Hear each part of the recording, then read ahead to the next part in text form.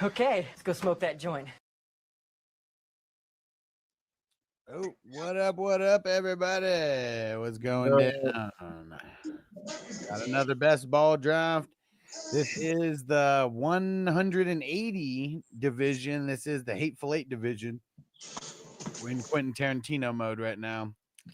And Crispy said Judkins on the block. Yeah, look at that. I guess Matt the something did not get the memo that Judkins got in trouble. Howard, what up? He said, hey guys, Howard here. I'm on my personal YouTube now. There we go. I was at work earlier today.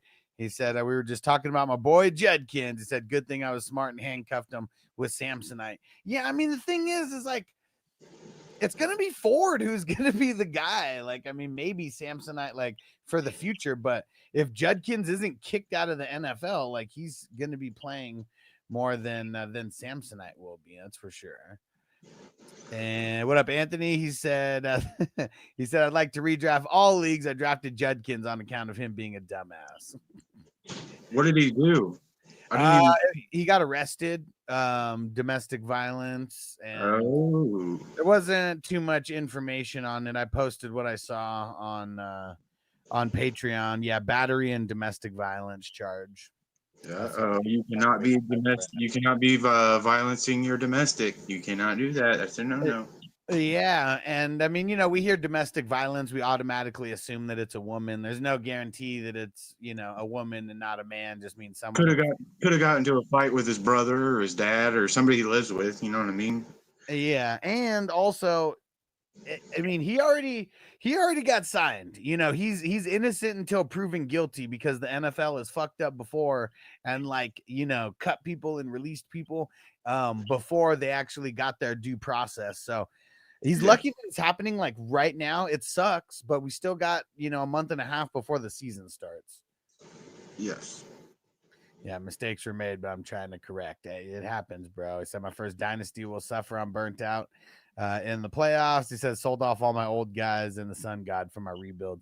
Man, but I guess I feel like people sometimes maybe do the rebuild a little bit too early or sell off too many assets, but we'll see.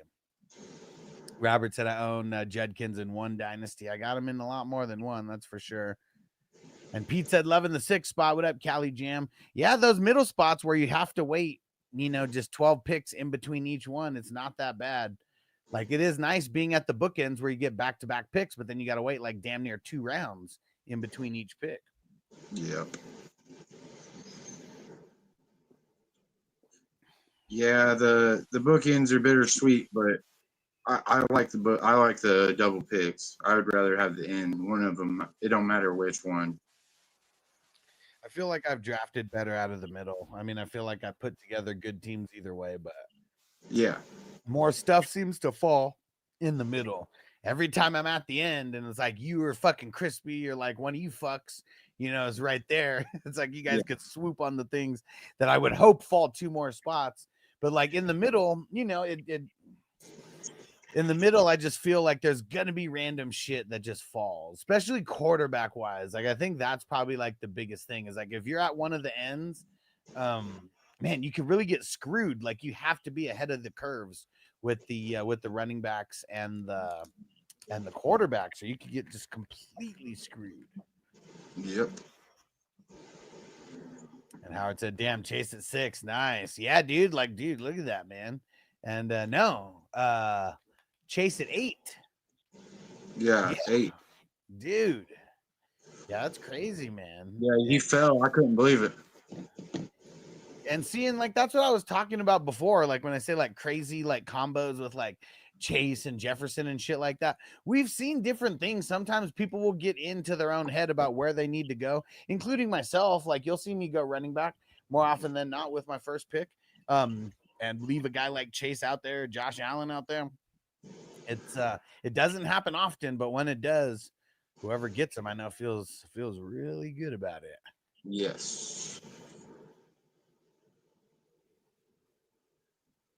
Yeah, look at Devontae Adams with Tyreek Hill still on the fucking board. I was operating out of my queue, not off of the board. And I didn't have him queued because I figured he would be gone because there were so many picks. You know what I mean? Yeah. And I mean, he almost made it to your next pick also. Yeah, I was pissed. Yeah, that one. Oh, and look at Robert said the one dynasty I have Judkins also got Ford. Yeah, so you're good. And again, we still don't know what's going to happen to him. I mean, in a dynasty league, I wouldn't be, super panicking. In a redraft league or a best ball, it kind of is what it is. But yeah, I feel like people are going to be panicking in dynasty. If you could buy low, buy low. And who is this? LA Carp, what up? He said dynasty rookie draft tomorrow. Judkins news is crazy. Yeah, it I mean shit. The news came out the perfect time for you, right before your rookie draft. Yeah. You might be able to get Judkins cheaper. Maybe he falls to the second round. He's going like early first. Because people start panicking.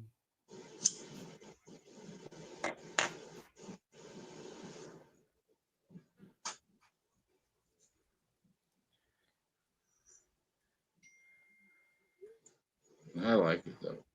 Barkley and Bucky and Chase Brown. I still got Herbert and Stroud at QB. I'm loving it.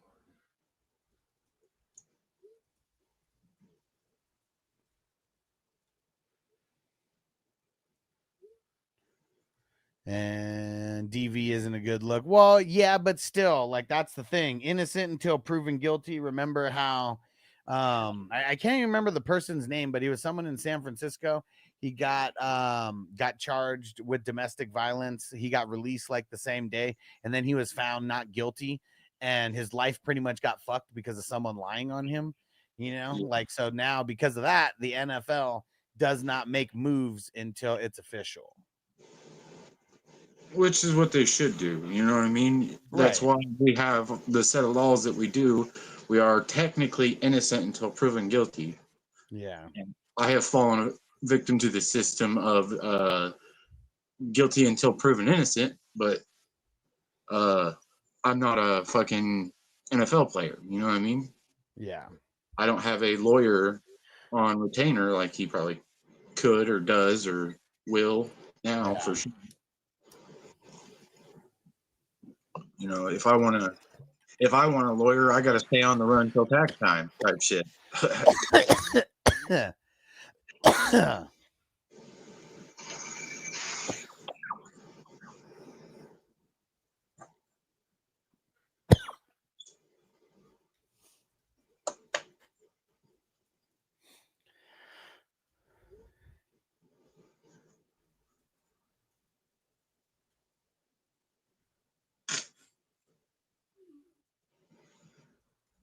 Yep.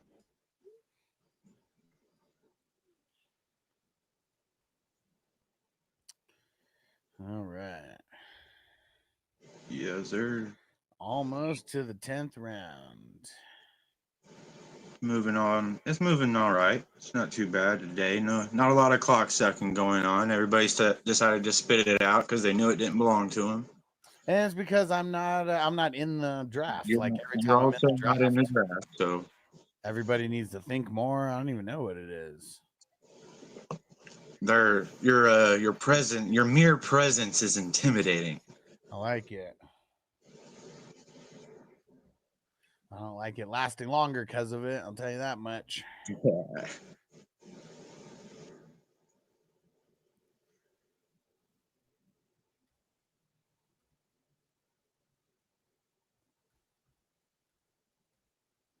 Yes, Reuben Foster. Thank you, Anthony. I couldn't think of who it was, but it was totally Reuben Foster. Good call.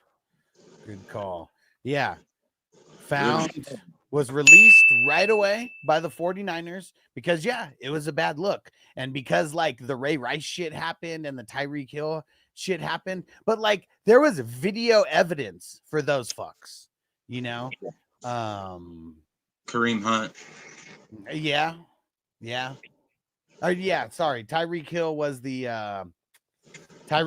phone call. It wasn't video evidence of shit. Yeah, Kareem Hunt when he showed off his place kicking skills. Yeah. So those guys were fucking guilty right away because there was literally guilty evidence, you know, like if some fucking video evidence, you know, comes out about Judkins, of course he's going to get found guilty by the NFL before the courts, you know, even come into play.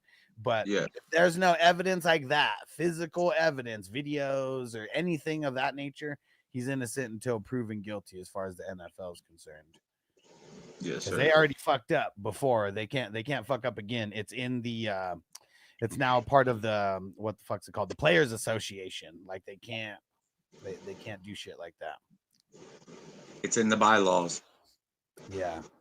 And Corp said they was just boxing. Well, we don't know what's happening. I mean, there's been women who've lied on men for this before. And what if it was he just got into a fight with his brother or fucking friend or like something at their house? Like we don't know yet. So I'm gonna wait until I hear a little bit more. And if we have to, you know, if we have to tear him down and talk mad shit, we will. I just want to hear more info. Yes. Chubb in the 10th round. Yeah. I mean, he has Judkins, so he had to make a move. Oh, yeah. Well, I mean, then there was other moves to be made. There definitely was other options and moves to be made. But you know how it goes. Yes, sir. Sometimes people get froggy. You gotta leap. Yep.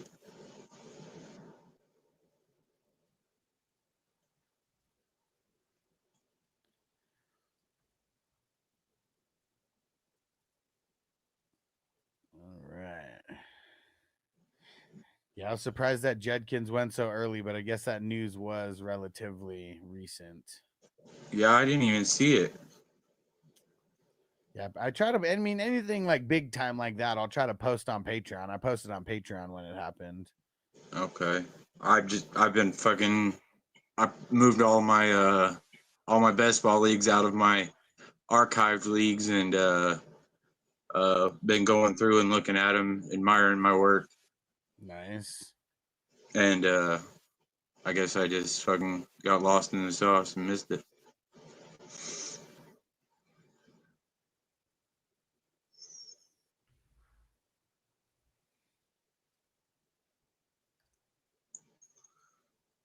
What do I do here?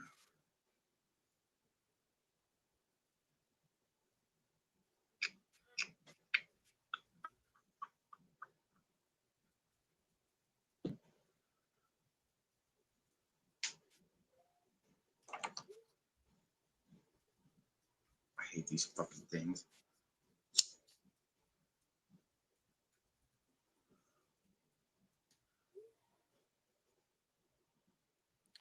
And what Howard said maybe the fan was trying to rob him or something. Hopefully, well, see, I don't think that would count as like domestic violence. No, It would just be battery. Yeah, and could even be potentially self-defense if someone came up and started fucking with him first. But yeah, we'll 100%. see. I try not to think the worst right away. Crispy said, "Hey Browns, there's one problem." But there's one problem. Everybody still thinks that I absolutely suck. Oh, there was just boxing. That's what Hill said. So, yeah. I mean, we know Tyreek Hill. I mean, shit, he's one sandwich short of a picnic basket for sure. Some of the shit that he's been saying.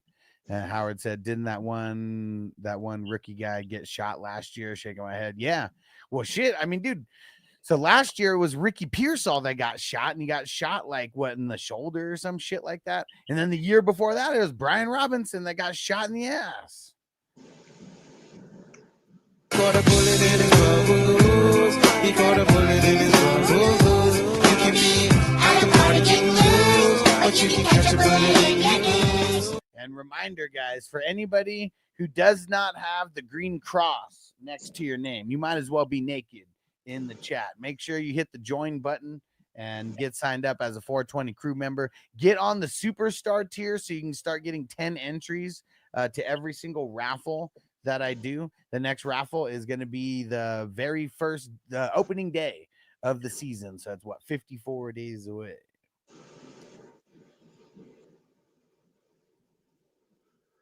What do I do here? What do I do? I'll take Kelsey.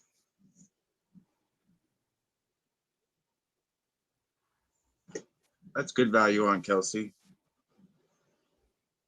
In the yeah, I'd say so. 11-4 for sure. Yeah, you got all them fast receivers drawing the defense down the field. Leaves fucking one of the best to ever do it at the tight end position wide open. I'd say so.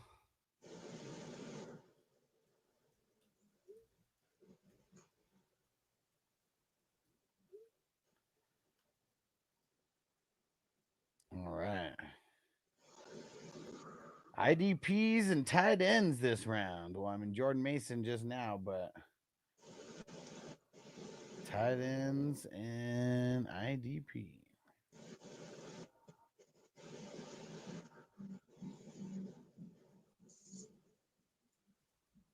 What did Schmelly say in the chat?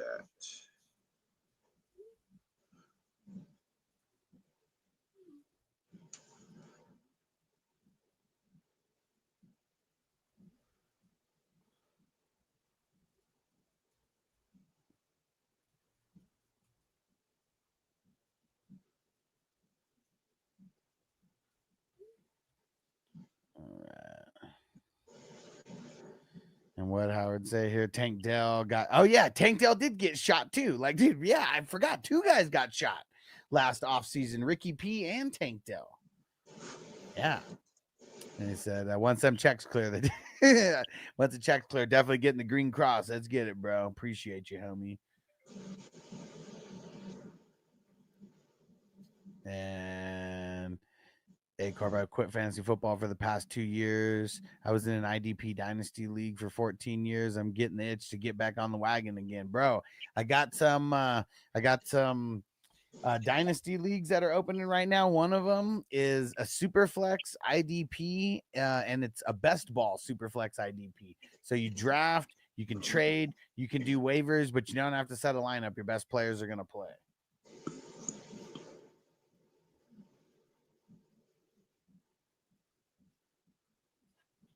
Let them fall.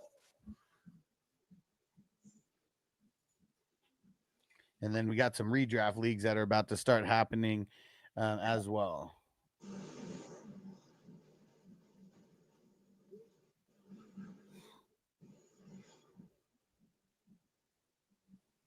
All right.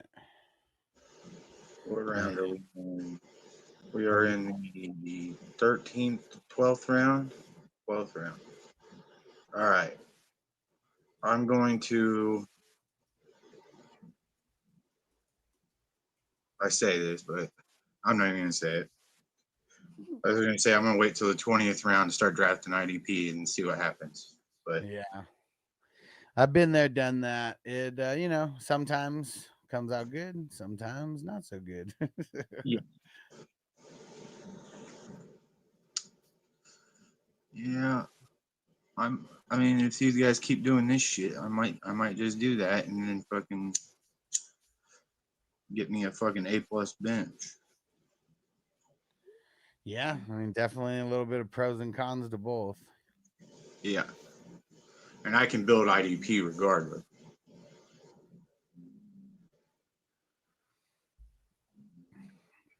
Oh, now we're talking about IDP, getting a little IDP run now. Yes, sir.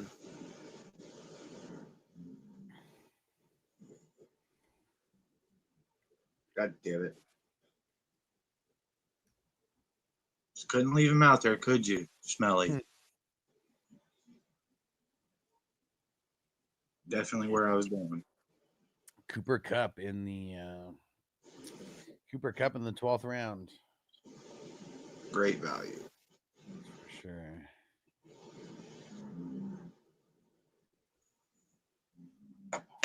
If he does any type of Cooper Kupp stuff,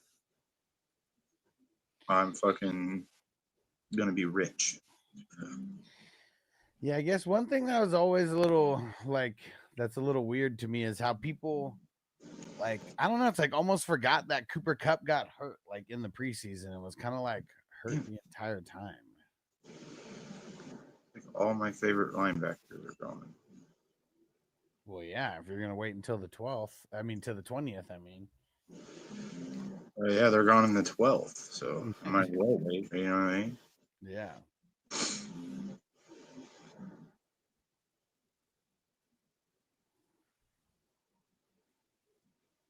But yeah, we'll see what happens here.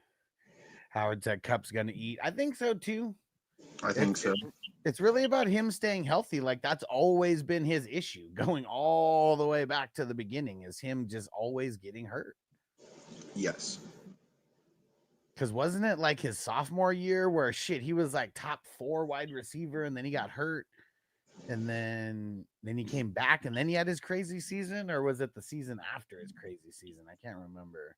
I think it was the season after his crazy season.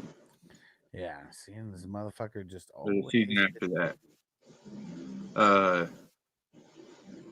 He had. So there was the year that Goff was the quarterback, right.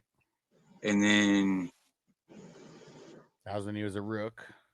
yeah, and then it was him, Robert Woods, and Brandon Cooks. Yeah.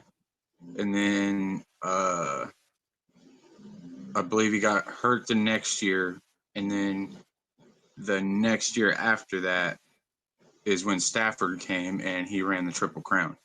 Yeah. Still couldn't beat Megatron though. He was so damn close. Yeah.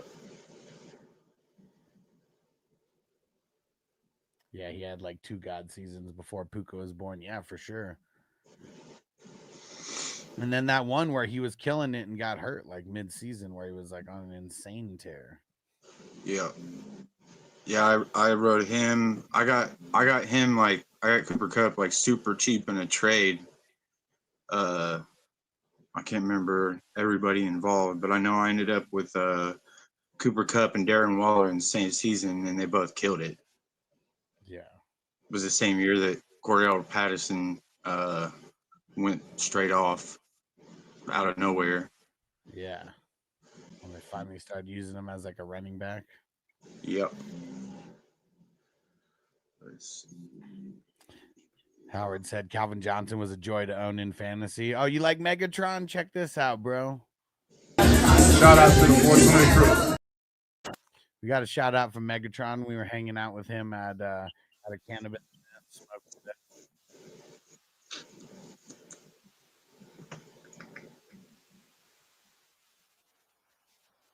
Who else? Let's see.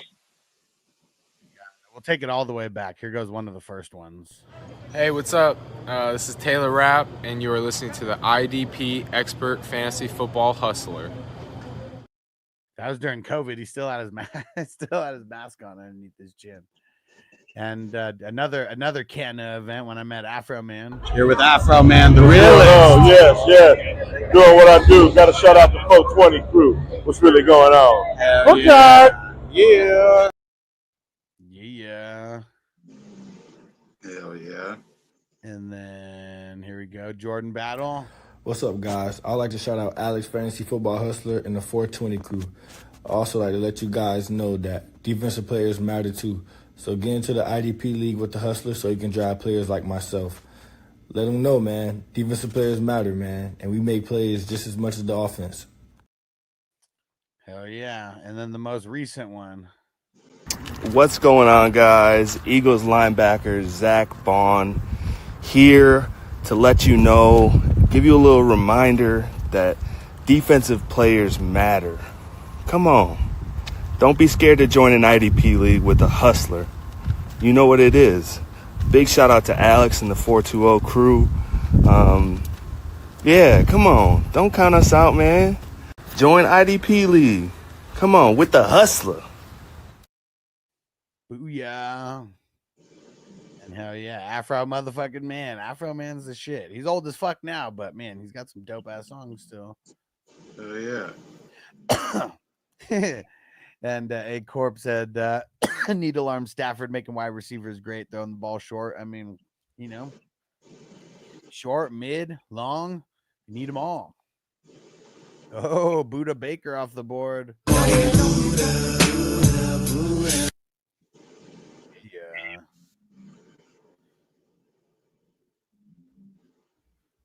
Shitter Sanders.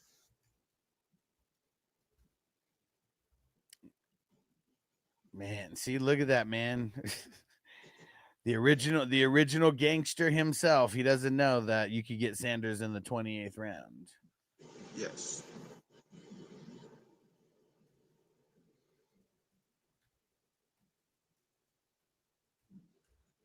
Yes, nobody was going to take him.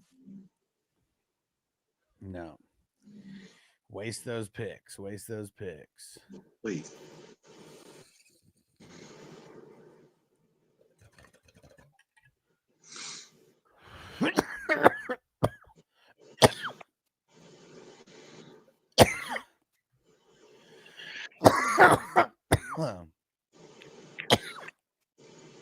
I just got the notification about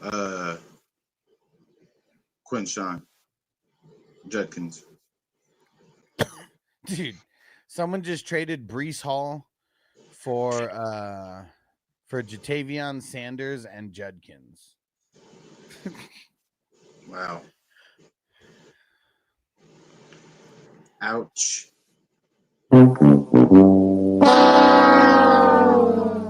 Yeah, what an idiot. That hurts. Yep. They're upset right now. Yeah, that was ugly. What an ugly trade.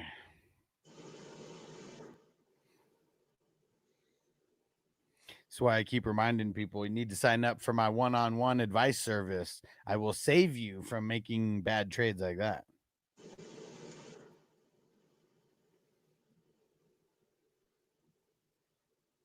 Breece Hall doesn't do anything, it doesn't matter. But if Breece Hall comes back anywhere to form, that's the type of trade that'll make you want to quit a league. Yes.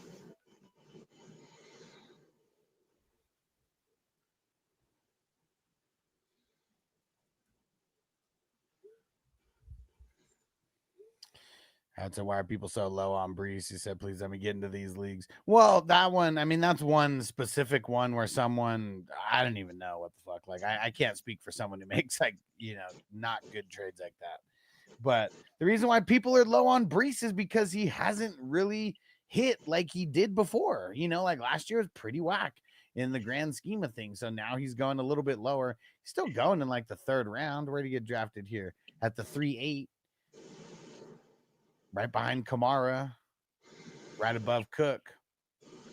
Dude, remember that guy who was like, I love taking Swift because like nobody's thinking about him and he always goes like super late.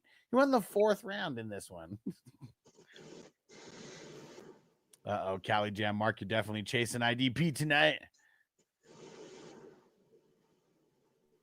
He's trying to get that B or B plus on the bench.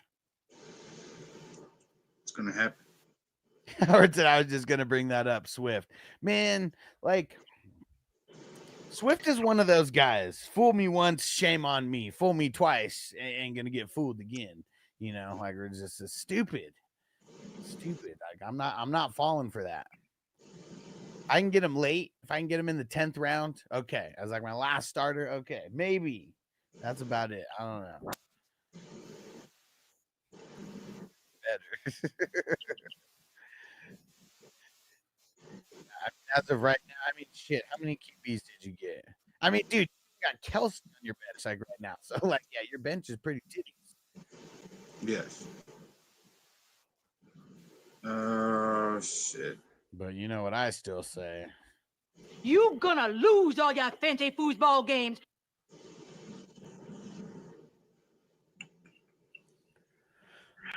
Here we go. This is a big pick.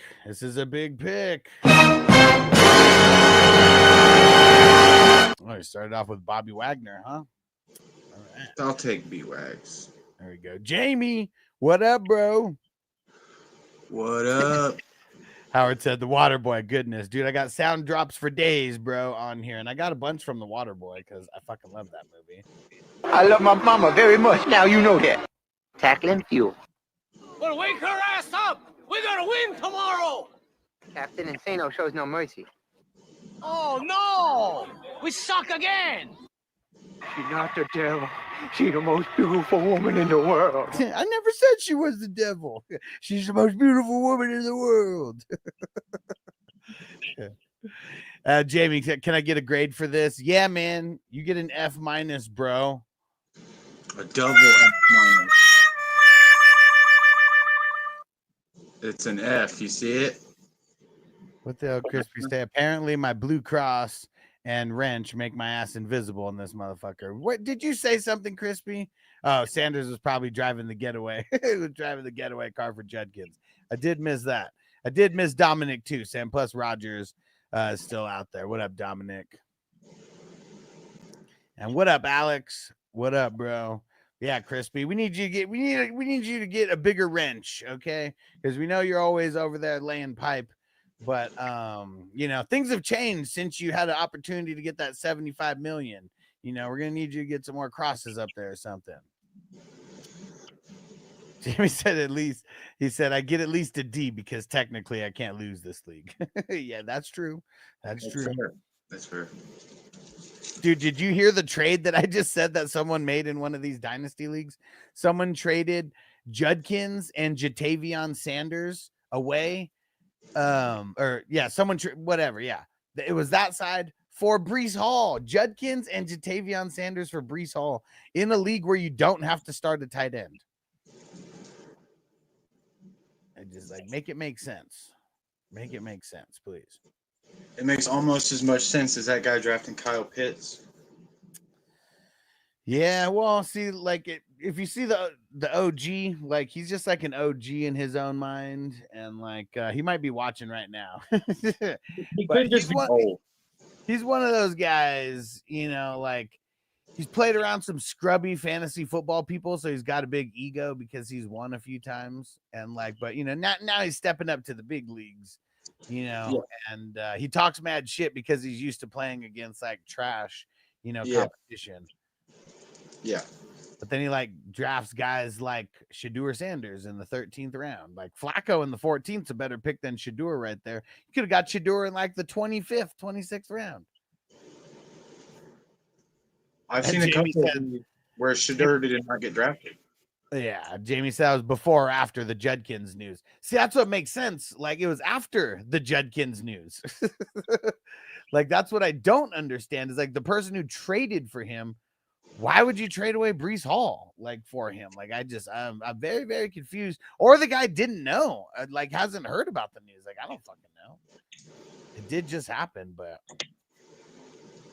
that's your Browns for you, Jamie. And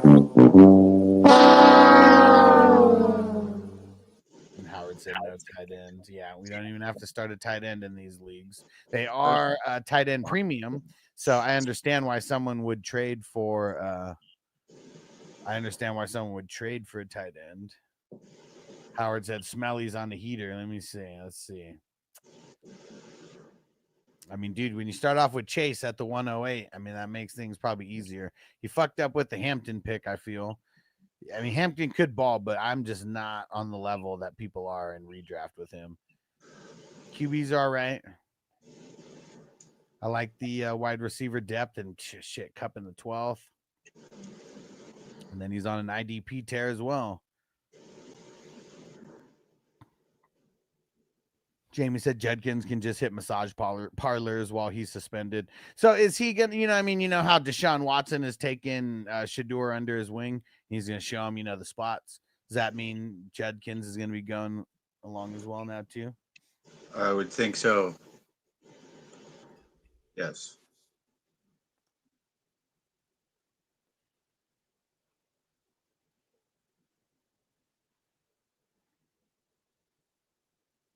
Yeah, dang it. Where the heck? I lost the league. Oh, wait, never mind. Found it. Let's see if anybody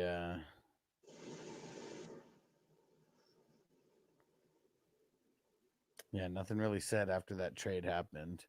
I mean, T-Mill was making fun of him. So I love how everyone jumps the gun when they hear anything. People love going crazy. In Dynasty, I don't understand the quick moves like that. Redraft, yeah, sure. Dang, back in the 17th. Aw, man. You got lucky. You got Wagner in the 16th round because me and Crispy aren't in this motherfucker. So he went a little late.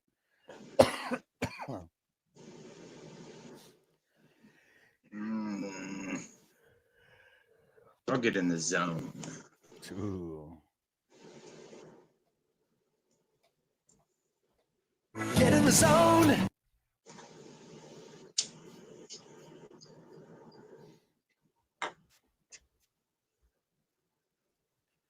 Jamie said he has a court appearance tomorrow morning. He's sitting in jail all night. What do you mean? He can't post bail?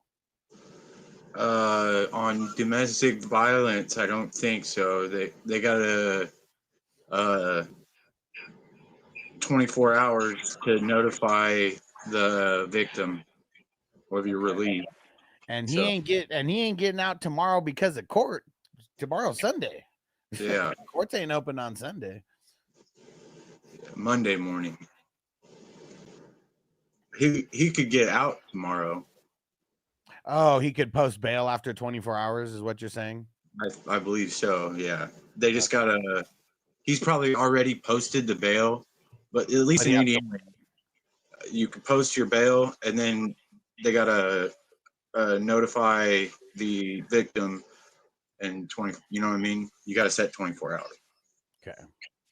And in Indiana, no matter what, if the police get called for a domestic violence, someone's going to jail. Someone's going to jail. Yeah. Man or woman. Like, that's what's crazy. Like, someone's going to fucking jail. Yeah, pretty much the one that got the cops called on them is pretty much going to jail unless, like if my wife called the police on me and they show up and I'm scratched to hell and fucking look like I've been smacked up, she'll go. Yeah. If she, you know what I'm saying? But remember on the league when they tried to make fun of it when Kevin, he was getting his ass whooped by Jenny on the fantasy gridiron, and like what's her name, Ellie was like, Dad, did Mom beat you? And he was like, yes, she beat me. And like Ellie calls the cops and the cops come to the door and fucking Jenny thinks it's like a stripper. Like it's a stripper. And like then the cops, they start talking to Kevin. They're like, did she beat you, sir? Like, yeah, she beat me. She beat me real bad. And she's like, okay, ma'am, you're going to jail with us. And he's like, wait, what? He's like, no, she beat me at fantasy football. She didn't like beat me. I'm a man. And his voice got all like super fucking high pitched. I'm a man. Look at Cali Jam over here, bro. Just fucking getting it in on IDP. I'm fucking proud of you. God damn it. So Cali Jam, no pressure, but you have an A as of right now on IDP. Yes, 100%. Do not. Only you can fuck this up. Do not fuck that up. Yeah. Yeah, for sure. That's all money right there to start. Yes, sir. I let you have all those IDP guys. If you don't get an A on IDP tonight, Jamie, you tell me what fucking court is on Sunday morning. Like, there's no fucking courts open on Sunday. I'll put the whole thing in my mouth if you fucking show me a court on Sunday. Yeah. I've been going to jail since jail was going to jail, bro. They do not have court on Sunday. Saturday and Sunday is no court, no matter what. Like, they just. If you go to jail on Friday, you are fucked until Monday. Yeah, you're staying until Monday unless you post bail. That's for sure. 100%. So, yeah, what Mark was saying is probably true, where there's like a 24-hour hold where he will probably get out tomorrow. And if he gets out tomorrow, he's probably not even going to have court on Monday. It'll probably be a couple days later, maybe a week later. This is different when you got money. His lawyer can go in there and get it, just push back a week or two. 100%. I mean, I'm a nobody, and like when I was going to court, it was in a totally separate county. I got it pushed off for like damn near a year, and then fucking got in trouble again during the time when I was like pushing it off. I just scroll Roach on. You see that? Yeah, see, but whoever, like, here's one thing that we got to remember, Jamie. People are like retarded with like stuff that they put on the internet. Like, I understand someone put that on the internet, but what court case is happening on Sunday when courts aren't open on Sunday? Like, that's the thing. Like, there is the, like, go cash your check at a bank on Sunday. Like, that's the same amount of likely that you are to go to court to see a judge on Sunday. Yeah. And he said that was Google. Well, yeah, but it's Google searching some kind of fucking it's the Google AI searching. But how many fucking articles have we like ever read in our life that have false information because they try to be fast about the information? It's coming from Scheffner and ESPN court records. How can they have court records already when you just got arrested? Yeah, they don't. And also, you got to remember, Damn like, it. can't just read the headlines because sometimes the headline lies. You fell for the bait, man. Because look, when I search Quinshon Judkin court date, it says that he was arrested on July 12th on a charge of touch or strike / battery / domestic violence. And as of the latest reports, no court date is set. So like, I'm sure there's like a million things out there that, I mean, I'm sure there's a shitload of articles that got ran, but he ain't going to court tomorrow. No. Celebrity or not, they do not give a fuck. No.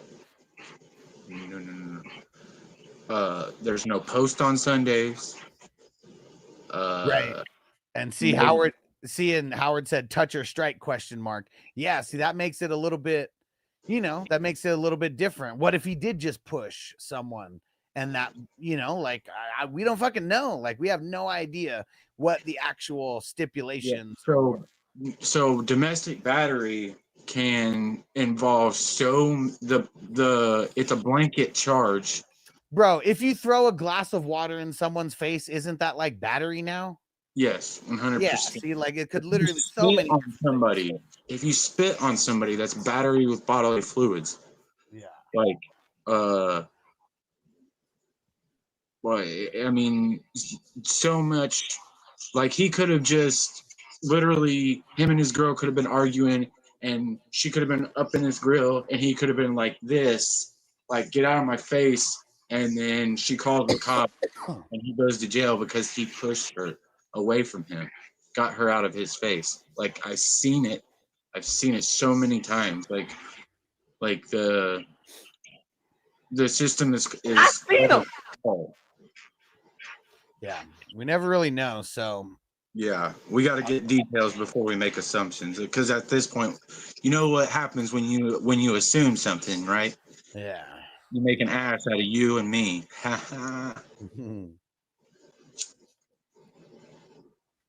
So we shall see, but either way, it ain't good. His value's down as of today. I mean, if we think of these guys, value like stocks, because their value rises and drops as news.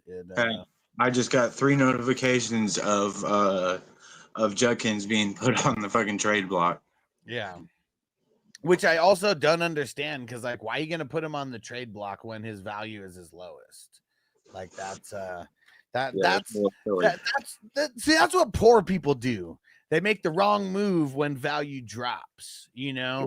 And like, if you're making horrible trades like that, you are the poor man of the fantasy football, like value charts. And like, don't be that. You don't sell when their value is low. You have to hold and you wait until it goes back up. You don't do that. Jamie said, I've seen a lady shot on someone in a car, so wouldn't have been assault with a deadly. What? What the hell are you talking about? And Howard said baiting him hard, probable. He said there's nothing like this profile coming out of the Ohio State. Yeah, and see, and that's why, like, I mean, if if we don't have any evidence or anything, like, I guess I've been involved with the law a little bit too much to know that, you know, sometimes bullshit happens. And like, you know, I'd rather wait a day or two and, you know, find out more information than, you know. Yes. Listen, I assure you, I literally was just, March 13th, I was just released from prison. I have dealt with the legal system since I was 14 years old. I am now 34. I have been in that bitch since I was, for 20 years now. I have been in the legal system.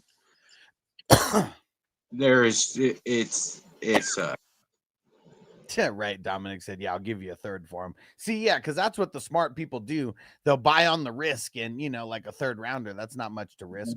If someone's panicking that much and that's stupid, you know, it's time to do it. Time to pounce.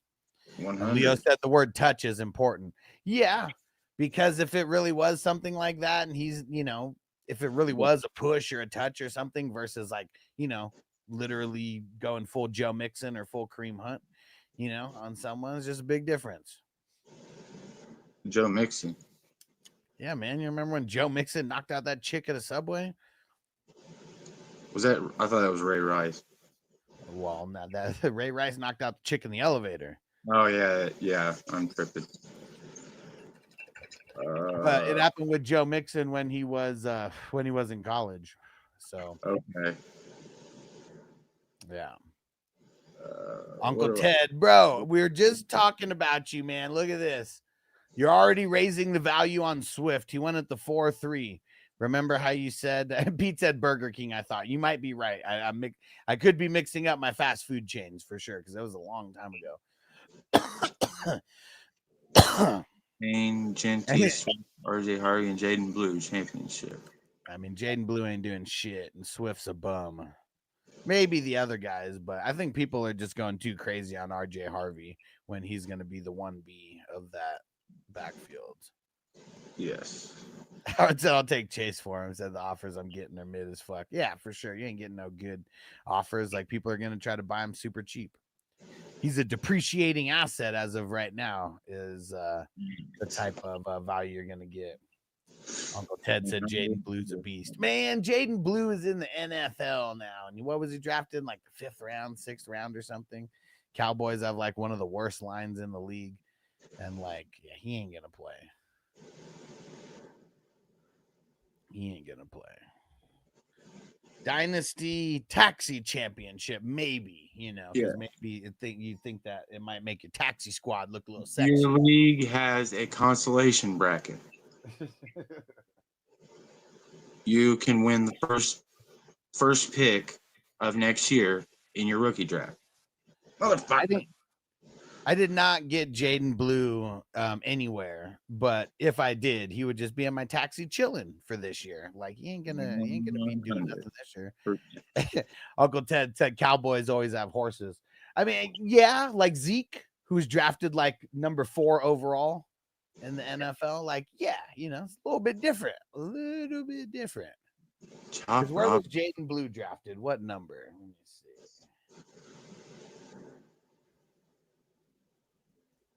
What number overall? 149th overall pick. So he was only drafted 145 picks later than Zeke, you know. Yeah. Only. Yeah. And Cowboys suck now. Like, I mean, I'm sorry, Cowboy fans. Like, you guys know it. I know it. It's not an opinion. It's just facts. Cowboys suck right now. Listen, even Cowboys fans have to admit that this year, it's just not your year. No. This will be the first year that is actually not the Cowboys' year in like the last 30 years. Like, that's what's insane. Yes. Let's see. Uncle Ted said, where was Rico drafted? I mean, Rico sucks though. Like, he had a whatever season last year as the number 1. Yeah, he had like 1,024 yards or some shit. Rico was undrafted And what did it take? It literally took him 4 years to become a thing, right? It took him to like the last year on his contract to become a thing. So Rico's a 4.2 yard per carry running back. See, but like I could make any stat sound good. Like literally, you can make any stat sound good if you like boil it, because you could boil it down to points per game, points per quarter, like points per fucking half a season. You know, like it doesn't matter. Like you could yards per carry on. I mean, but he's not. He ran for 1,000 yards. Like whoop-de-doo. Yeah, he's a good bench player, or he was last year. You know what I mean? Now he's behind Chuba Hubbard. Yeah. Whoop-de-doo. What does it all mean, Basil? Yeah. So if you're going to compare him to Rico Dowdle, you got to remember that it's going to be like 3 or 4 years of him just kind of chilling before he may become a thing if the Cowboys decide to not have a running back at all. He will essentially his eligibility on your taxi squad will be up before he is relevant. Said Rico had his weeks last year in the RB rotation. Well, yeah, I mean, and that's how much he sucked that he couldn't take over an RB rotation with like nobody in it. Like Zeke isn't even in the NFL anymore, is he? And he was like, he couldn't steal all the work from Zeke. He's not on a team as of yet. Yeah, so he's about 50-50 on retiring, I bet. Yeah. And Crispy said that sounds shit close to TK. I assume that's keep trade cut, right? Uncle Ted said, have you seen the running backs coming out of Texas lately? I mean, here's the thing. You could go back to like the running backs that come out of Texas forever. One of my homies, Ricky Williams, I don't know if you heard of him. He came out of Texas. He was pretty good, you know, and it's always been a thing. Like, if you get drafted in the NFL in any round, you did good in college. Yes. You didn't do bad in college, or you would be undrafted at best. Mr. Irrelevant, Brock Purdy. I mean, he was good. You're a fucking athlete, regardless. You know what I'm saying? Yeah. If you're getting drafted, you're an athlete. Howard said, as a Bears fan, Rojo's not all that. Well, yeah, see, he's not. I mean, he never really was, but what happened with him? Leonard Fournette happened. They got rid of him, and they didn't really have anybody else besides him, so he goes into a bunch of work. And then what happens? They draft Bucky. They didn't even draft Bucky high. They drafted him in the 4th round, and Bucky did good enough to overtake Rojo. I know some injuries happened, but, you know, like shit, it happens. Yes. And Uncle Ted said Jaden Blue has 4.38 speed. I mean, that's cool. Xavier Worthy is the fastest man alive. I know, and Xavier Worthy ain't gonna be the number 1 on his team. And you know who was the other speedster? Who was the speedster from this year? Who hit the highest 40 this year? I cannot. Someone help me, guys. Help me. Who hit the highest 40 in the combine this year? And I can't remember his name because he wasn't even drafted high, or as high as everybody thought for running it. Yeah, speed always plays. Speed kills. But if you don't know how to run between the tackles, if you don't have good vision, speed don't mean shit.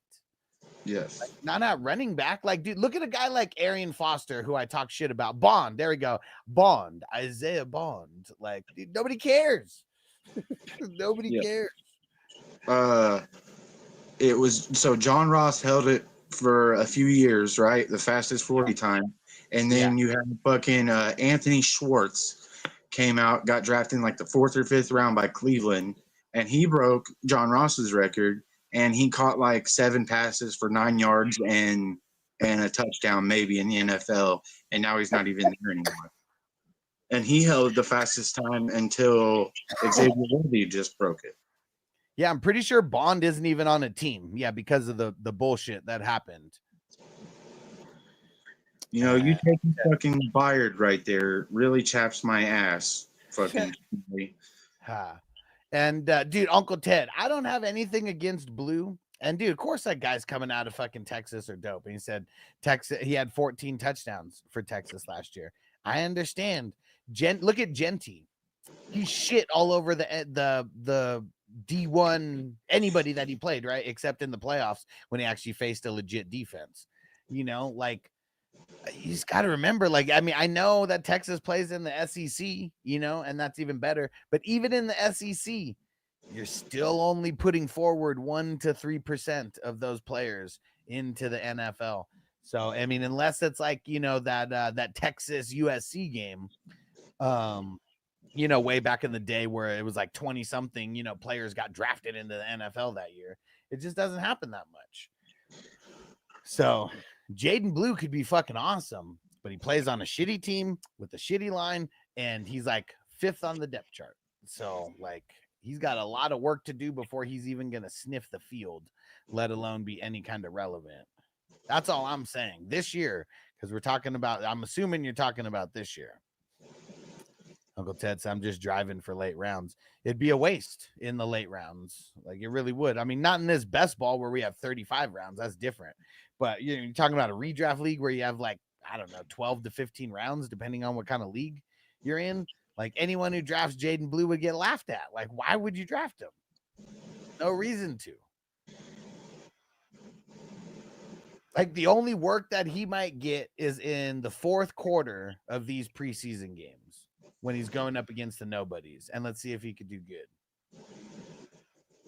Oh, he said, I mean, dude, Jaden Blue already got drafted in the 16th round.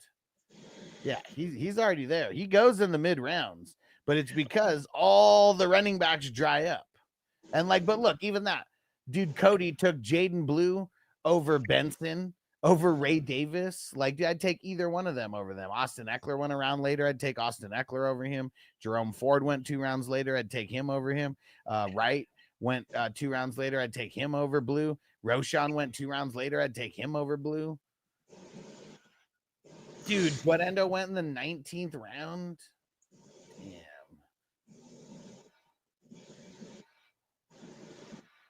And Cody said, don't make Cody said, don't make fun of Jaden Blue, pick fucker. Hey, I'm not the one who's hyping him up like crazy. Okay. I said you picked him in the 16th round. It's a mid-level pick. That's it. But Uncle Ted, he's on your side. He thinks that Jaden Blue is going to be a league winner. So he said I was handicapped. Who'd you handicap? Javonte. Did he get Javonte? Dude, Cody, what the fuck happened? Oh, yeah, you fucking got on the airplane. Damn it. He said baggage was crazy. Fuck. That's why you fucked up on your running backs, because you're fucking getting off the airplane and dealing with all that shit. Oh, man. Oh, yeah. That sucks. You're going to have to do another one to avenge yourself, bro, because all you got is RJ Harvey and Jaden Blue as your top 2 running backs, bro. Yeah, you got to do another one to avenge, yourself here. Yeah. And I hope it was safe travels, bro. Where'd you get to again? Where'd you travel to? Yep, JJ Judkins was arrested in Florida. We talked about that a little bit ago. Yeah, we still don't know all the news yet, but we're going to be on the lookout. And Cody said there will be more than one. There's got to be. You can't let this be your only one. Oh no! And Pete said only one QB too. That QB is Josh Allen. That is very good. But yeah, dude, fuck, only one QB. 2 now if you count Milroe. Damn. And we don't count Monroe. Yeah, see the thing with Cody, unless he had Wi-Fi on the plane, which shit, sometimes you just got to get Wi-Fi on the plane, you know. He wouldn't have been able to set a queue because I think he landed like right as the draft was starting. I'm pretty sure. Okay. The draft might have even started. We might have been in round 1 or 2 when he put his message in and was like, I finally touched down. Yeah, I remember seeing something about it. JJ said, isn't an off season if the Browns rookie isn't arrested. Shador tried to take one for the team, but since he failed, Judkins had to do it. Yeah, man. See, Shador can't do anything right. Like he can't even get in trouble, like the rookie should. Like Judkins has to show him, all All right, man. Hold my beer, Shador. Let me show you how to do this, man. You failed. You failed. Yes. And Howard said Josh will carry him, though. Yeah, for sure. I mean, the Josh Allen, he's the stallion, bro. He will take you far. Wild Stallion! And Uncle Ted said, where'd Loveland go? Loveland went round in the 12-10, also by Cody Power. Cody sucked up in fucking tight ends for sure. I don't know if that's on purpose or not, though. Maybe not. Jaden Daniels is still going to ball, but the one thing about Jaden Daniels that he has working against him is now every team has his year worth of tape. Nobody watches college tape for these rookies. It's a waste of time. Maybe the coaches do, but not the players. Now the players got all the tape on him as well from last year. So let's see if their play calling can evolve. Because let's not forget, they got Cliff Kingsbury. Cliff Kingsbury fucked up Kyler Murray. Yes. Let's not forget about that. Oh my gosh. Why is Luke McCaffrey going to ball? Because his brother is CMC? Because like he didn't do shit last year, like at all. He's going to be like a 5-year taxi squad guy. Only reason that his name's still going to be relevant is because it's McCaffrey and because his brother and his dad played in the NFL. Yes. Now I am a Luke McCaffrey truther just because his brother is a beast, but only because his brother's a beast. You know what I'm saying? But see, that's what I'm like. But why? Why would we be a Luke McCaffrey? The lineage is there. The lineage is there. Yeah, but then how come their older brother sucks then? Their older brother is barely good enough to make it into the XFL. Oh, I didn't even know they had an older brother. See, exactly. Like it's different. Like I don't know. Like it. I didn't know Luke McCaffrey existed until I scrolled way down on the fucking list of players. Yeah. And Uncle Ted said wide receivers take time to develop. But that's the thing, though. In the NFL, you only have so much time to develop before you're written off. Yes. Like there's not too many people that we say, dude, this guy's a 5th-year breakout. Like it usually doesn't happen. Like you either get in where you fit in, you get your little bit of shine. And if you get a little bit of shine, you get longer. But he hasn't done nothing yet. Like zero. It's actually been negative because he's done nothing so far. How the fuck was Dorian Williams still out there? Because not a lot of people are on him like that.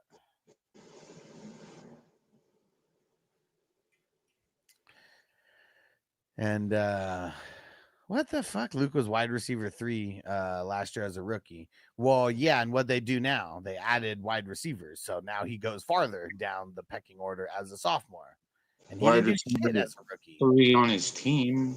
Well, yeah, I mean, yeah. So let's see. What were his stats last year? Did he even have 400 yards? No, he had 18 receptions for 168 yards. That's it. League winner. Ballin'. This one's 9 yards per game last year. I got my eye on somebody. Ted said Debo, come on. Like, dude, that's what's crazy. If anybody think that Luke Caffrey is going to do better than even an aging, washed-up Debo, it's like, you just got to think about it. You just got to think logically about it. Aging, washed-up Debo. Come on. Well, if someone hates him, that's what they're going to think of him as, right? Yes. I said he looks fat and he looks slow. You know, I mean, I don't want to fat shame. Like, people could do the same against me. But he looks like a fucking bowling ball out there. But you know what? He's higher in the pecking order than Luke is. Still. Yes, 100%. Still. And I said this is round 24 plus. Well, yeah. See, I mean, but either way, I think Luke McCaffrey is a waste of a pick in the 35th round. Very last pick. It would still be a waste to me. Come on. Don't fuck that. Crispy said in best ball, it would be best to avoid the Cowboys running backs this year. He said, know your role and shut your mouth. Know your role and shut your mouth. Waller the baller. I would say I'm surprised he got that much. He did He said, did he catch, or when did he catch the ball? Who are we talking about? Luke? Debo? JJ looks like a bowling ball. What are you talking about, Debo? Yeah. Yeah, he looks like a short, fat, slow bowling ball, like just like going very, very slow out there. And he's still higher on the depth chart than fucking Luke. Yeah, surprised he got that much. When did he catch the ball? Yeah, I don't remember. But even that, like, even that 168 yards, it seems like a lot because I really don't remember him getting any play, you know, garbage time, you know, bullshit maybe. But, like, dude, 9 yards a game, that's it, 9 yards a game. That's not very good. No, I'm no mathematician, but it's not, it doesn't seem like a lot. No. And, well, y'all still let me salvage a B+ IDP. How'd you let him do it? How did you let him do it? With a fucking fire bench.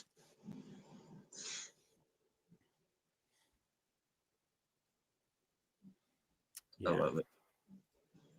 Yeah, Luke's down to wide receiver 4 on his own team. I just can't get behind it. I'm out.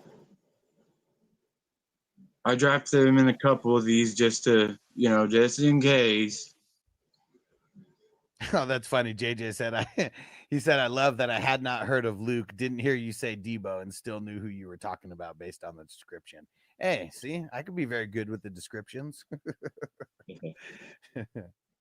Oh man, I'm glad that that nobody else did it. Let OG, the original gangster, get Henry H2O and mess up his IDP.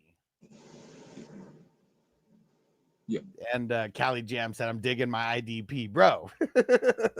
Did you fuck it up yet? Because let me see. You were on fucking point through your first 6. Let's see. Devin Lloyd, Alante Taylor, Leonard Williams. Man, you ain't fucked it up yet. You ain't fucked it up yet. We still got more time. Don't fuck it up. Don't fuck it up. You still have an A as of 8 players, but even one player can turn that A into a B+. So don't draft the wrong player, and don't draft too many because you think because your IDP is like stacked right now. Yeah. I wouldn't do more than 11. You're bound to fuck up if you do more than 11. And if you do more than 10, I bet you could fuck up. Yeah.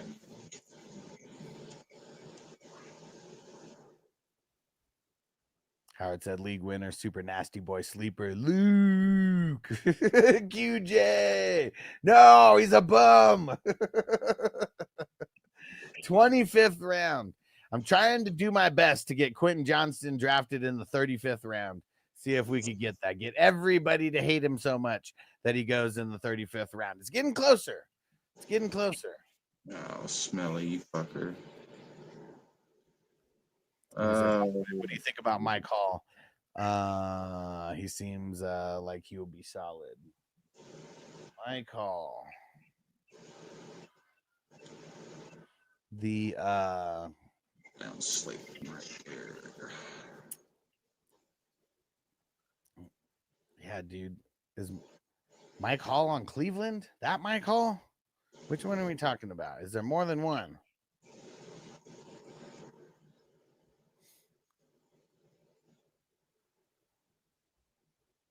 Okay, yeah, the Cleveland guy. Yes, I had to even look him up because I didn't even know who the fuck that was. I haven't seen him too much out there. Is he? I mean, he was a rookie last year, and I know he got in trouble. But like, is he? I don't even know how many is he gonna be? Is he gonna be playing this year? Is he gonna be a starter? And Crispy said, "OG can't wait to kick that ass." Yeah, we need one more now. So Todd dropped out. Fucking T Mill didn't have the fucking patience. Because we're not drafting this one until literally like September. Dubai? I think the draft is September 2nd, so it'd have to be before that. It's through League Save. All right. Send me the link in Facebook. I'll go ahead and take that spot. Okay. Do you have an iPhone? No. Ah, man. That was one of my damn requirements for the league chats. We gotta because we have a text chat, but damn it. Oh, All right. Nah, if you want to be in, you can be in there. all right, bet. But yeah, now you're gonna fuck up our chat with all the iPhone people because now it's gonna be different with the goddamn Android in there. I can't. I've never been an iPhone guy. So when I worked for Verizon, I was all about the Motorola's and all about, the higher end like Androids. Then I found out because there's so many issues. Like that's the thing. That's the reason why I hate Androids is because they have to put out the technology faster than the iPhone. Because like iPhone, either way, like they do, like they'll put out technology like 2 years after it's new. They'll put it into like their 2 years later iPhone and shit. Yeah. And so that's just what it is. Like Androids as a whole, there's just more issues.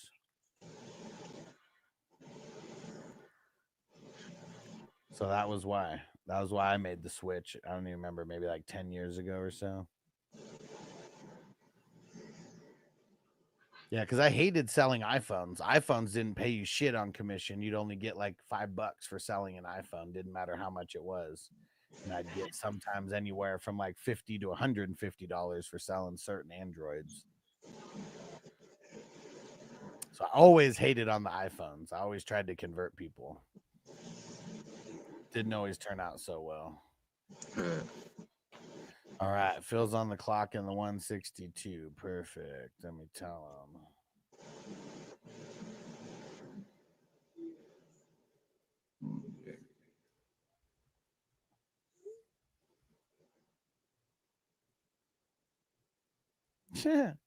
JJ said, congrats to JS Byers for drafting the Super Bowl champion Kenny Pickett.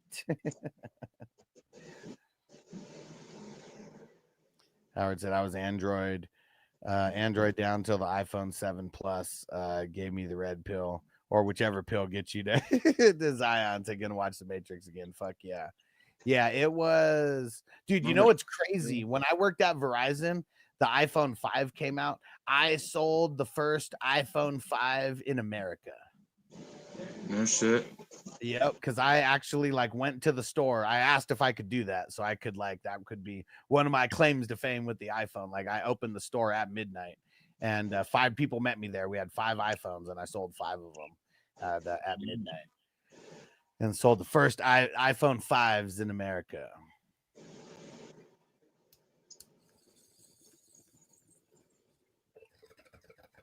Because even the East Coast stores, the earliest ones didn't open until like 7 o'clock. So that was like 4 o'clock West Coast time.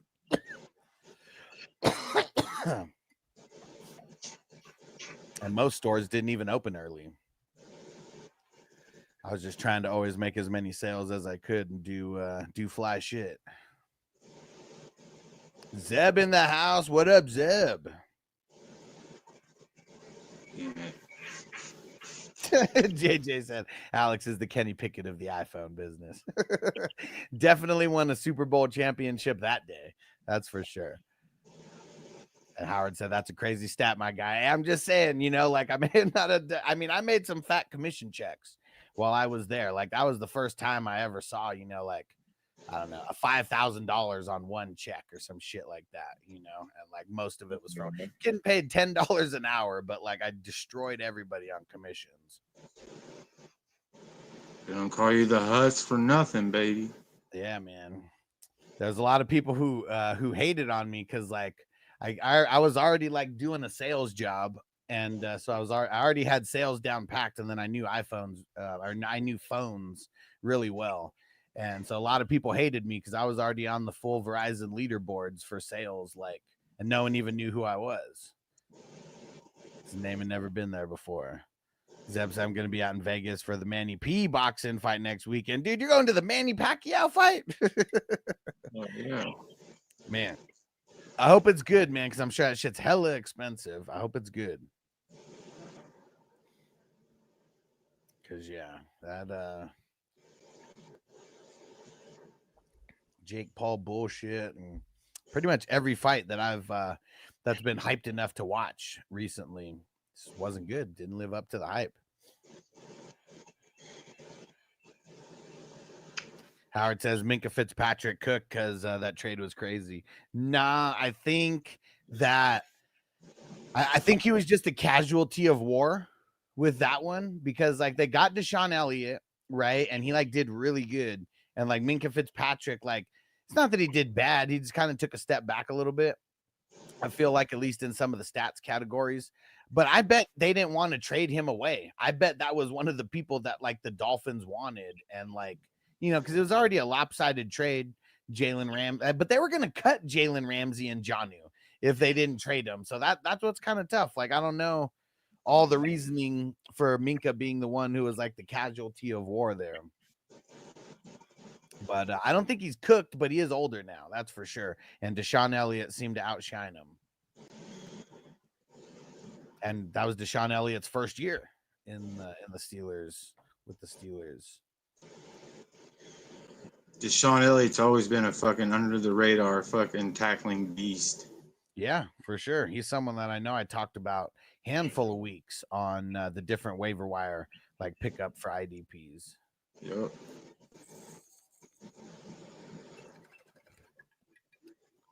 Definitely made himself more of a household name last year, though. Woo! It was you and one of the IDP guys. It's not the IDP guys, but he's one of the dudes that does the IDP podcast. He's a Titans fan. Oh, I know him. Daryl, right? Yeah, I think his name is Daryl. Yeah. Yeah, Blonde. what is that shit called? Titan something. I can't fucking think of it right now. But yeah, he's actually been on the pod before. He's he doesn't smoke or anything. He gets blasted on his fucking tall boys and shit. Yeah. Yeah. But yeah, the IDP guys, fuck those guys. If you guys know about them, fuck those guys. I think they go by IDP Plus or like some shit. Like yeah. that. Those guys are fucking clowns. They tried to act cool with me because they wanted me to like be the main guy on like their YouTube page, but their YouTube page had like 10 followers. I was like, dude, like, like I'm not gonna build your fucking YouTube page for you. Like I'm working on building my shit. And I didn't say that to that like them. I just politely declined. And they started hella hating on me after that just because I declined. Like, fucker, want me to do that shit for free? Pay me. No shit. Especially when those guys have been established for a while. Those are also guys that I know they don't watch too much football. Like you could tell, like, because I before I even like linked up with them like that, I did listen to their podcast and I stopped listening to it because you could tell that they don't watch football because their takes were like so bad on certain players. They just stat track. Tyler.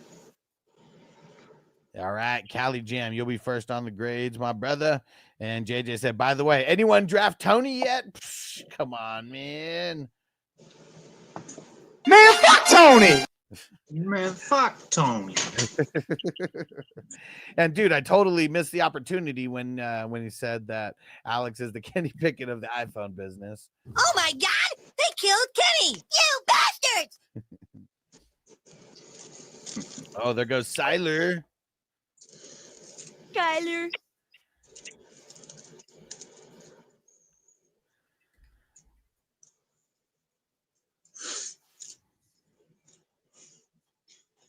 Is there that late? He's a fucking. That's good value.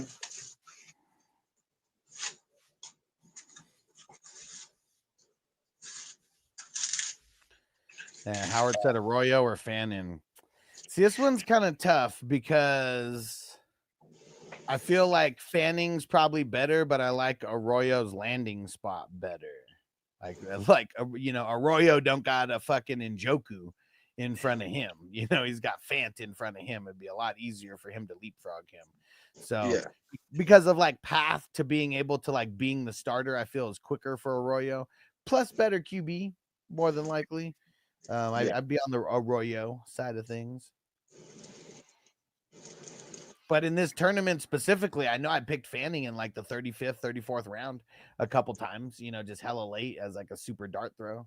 just in case.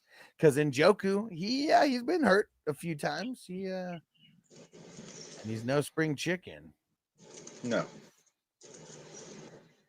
No, if you go to the game logs and you have to scroll down to see the first one, you know what I'm saying? Then he's been in the league for a while. Dude, and Robert said, someone just took Murray. It's J.S. Myers. What are you doing, man? He's a bum. He was a bum then, and he's a bum now. Forget this bum. Bum. A bum. You bum. He's a bum. I've got no bum fucking sound bites today and proud of myself. Well, in this draft. Yeah. We did a whole segment on Quentin Johnston earlier. That was... Yeah, you got saved, Sam. You want Yeah. to make sure that he got the bum drop instead of you. Shave it from my shelf. And JJ said, by the way, think about it. Kenny Pickett has won a ring before Joe Burrow, Lamar Jackson, Josh Allen. He has more Super Bowl snaps than two of them. I mean, he's a GOAT. He's the GOAT, right? I mean, dude, out of like all the first round busts QBs out there, he's probably one of the best ones. Super Bowl champ, Kenny Pickett. Yes. MVP. Oh my God! They killed Kenny! You bastards! MVP. Was his snaps, was that the two kneel downs at the end? To ice the clock. You know, I mean, someone's got to do it. Like, Hurts should already be celebrating by that point. So I feel it. Get out there, Kenny. Go get your Super Bowl snaps. Now you're better than Lamar Jackson and Josh Allen. Myers, stop it, bro. Tank Dell's out for the season.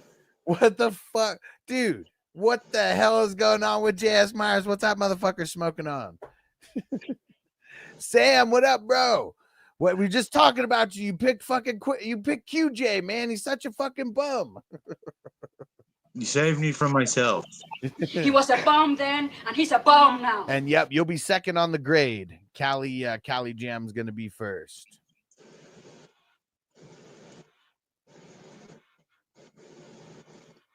Oh, I didn't even see it. You snatched up Khalil Return of the Mac. He said, dude, I felt helpless. Man, I mean, was there some kind of demon inside your finger just like forcing you? Click that one. Click that one. Cali Jam said, whatever he's on, I'll take two. If you have another Quaalude, call me in the morning. Showing your age there, Bob. I've only even ever heard of Quaaludes like in real life like twice. Yeah, You know? I mean, I've heard of Quaaludes zero in real life, like only if we're quoting movies. Yeah, well, my dad, he's got some stories. You know what I mean? He was a hippie from well, I won't say a hippie. He fully immersed himself into the 70s and the 80s. There you go. There you go. And Quaaludes, man. It's crazy how people were popping those like nothing back then. And all you had to do is stay awake 15 minutes and just fight that sleep. Then you were partying. Yeah. They said they were one of the best aphrodisiacs ever created. Crazy. Yep, Scarface. Her womb is so polluted, man. I can't even have a kid with her. Yeah. What the fuck was he thinking? We even wanted to have kids anyways. That motherfucker. You live that kind of life. You are not living you're not living to 30. This is not happening. No. Crispy said you can give this whole shit draft a D- and save yourself some time. Howard said, hot take, QJ goes crazy, finishes wide receiver 25 this year. Man, let's think of some kind of bet. I will do that, but then we also got to think of something on the flip side. If it's bold enough that, that if he doesn't hit that you will do something. We're not talking about those gay little punishments that the fantasy footballers do either. All right. So, all right. Check it out. Hey, Drunky Ginger. All right. It's the Blue Tent Warmers. All right. Grade for you, bro. If QJ finishes inside the top 25 receivers next year, very first draft that you get the first spot, you got to take him at the 101. And if he finishes outside the top 25, I got to take him at the 101. Very first draft, I get the 101. And you're talking about what in next year's best ball? Yeah, next year's tourney. Oh man, I mean, I don't think he's gonna get it. So I mean, I'll do that. That's gonna be ugly. I hope I don't have to waste $11. But that's all it is. It's an $11 bet. Yeah. Which I'm okay with, because I don't think there's any chance in hell that he finishes inside the top. Nick, no, this is number 14, but you are right there. He says it's number 14. No, it is you said 15. No, it's number 14 right there. There we go. He said that's my shit right there. No chance. I love wrestling. I got so many wrestling drops. Like we already heard the Rock one that I have. But there's one problem. Everybody still thinks that I absolutely suck.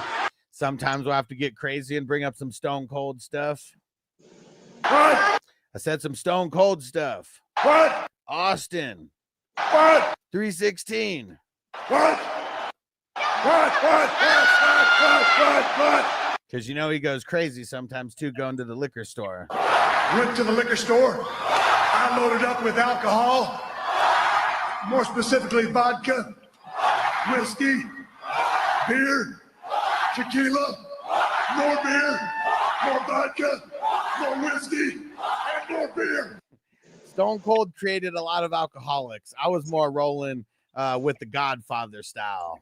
Roll a fatty for this pimp daddy. I swear, like Godfather and Road Dogg, Jesse James, like, man, those guys like made weed like sound so cool that like I definitely smoked weed the first chance that I got. It wasn't until I was 14, but yeah, I was hooked. And not even a regular smoker either at that time. I mean, I probably still smoked randomly at that time. The first time I smoked weed, I didn't get high. My mom caught me and my buddy smoking in the garage, and she was like, she brought us inside. She didn't tell my dad or nothing, and she set us down on the couch, and she's like, "Stay right here, don't fucking move." And serious, she gave me the "I'm gonna fucking beat your ass if you move" look. And so we sat right there, we waited, and she comes out, "If you guys are gonna fucking smoke, you're gonna smoke here. That way we know what's fucking going on. We know what's in your weed and shit." And lo and behold, the weed, they used to take that Mexican brick weed and shove it down in those Duragesic fentanyl patches, so it would soak up all that juice from those patches. Yeah. And she rolled a fucking like a super duper toothpick thinner joint and gave it to us, and we smoked that, and we were fucking high for like 17 hours. And that was the beginning of my downfall. And yeah, have you guys seen The Godfather now? Yeah, you know what? He was on. So I actually saw him in person. There was this like in Vegas, I forget what they call it, hot boxing or some shit. Like, I mean, they kind of did the word on play, because I don't know if Tyson 2.0 is one of their sponsors, or if they're just trying to make it seem like Tyson 2.0 is one of their sponsors, one of the two. But yeah, he was there, and he was like one of the judges for this boxing match. Remember when The Godfather and everyone was in that boxing tournament or whatever, and it was like happening all throughout the month of February and March or whatever, where like, you know, they had like a couple boxing matches every single Raw, and then it was like gonna all come down to whoever won that whole tournament was gonna go up against Butterbean. And Bart Gunn was like fucking everybody up, but man, when he went up against Butterbean, up against a real boxer, he got clocked. What he get? He got knocked down once, and then with the second knockdown, he got fully knocked out. Done. Completely done. His career was over. Nobody took him seriously after that. That was fucking crazy times, man. I think they did what's that show called? The Dark Side of the Ring. Pretty sure they did a Dark Side of the Ring episode on that as well, because that's how fucking crazy it was. That was like one of the only things that was actually, you know, 1,000,000% real, not scripted, no fucking, you know, predicted outcomes or whatever. And yeah, guys were getting fucked up doing that because they did not know how to box. They were just trying to brawl. Yep.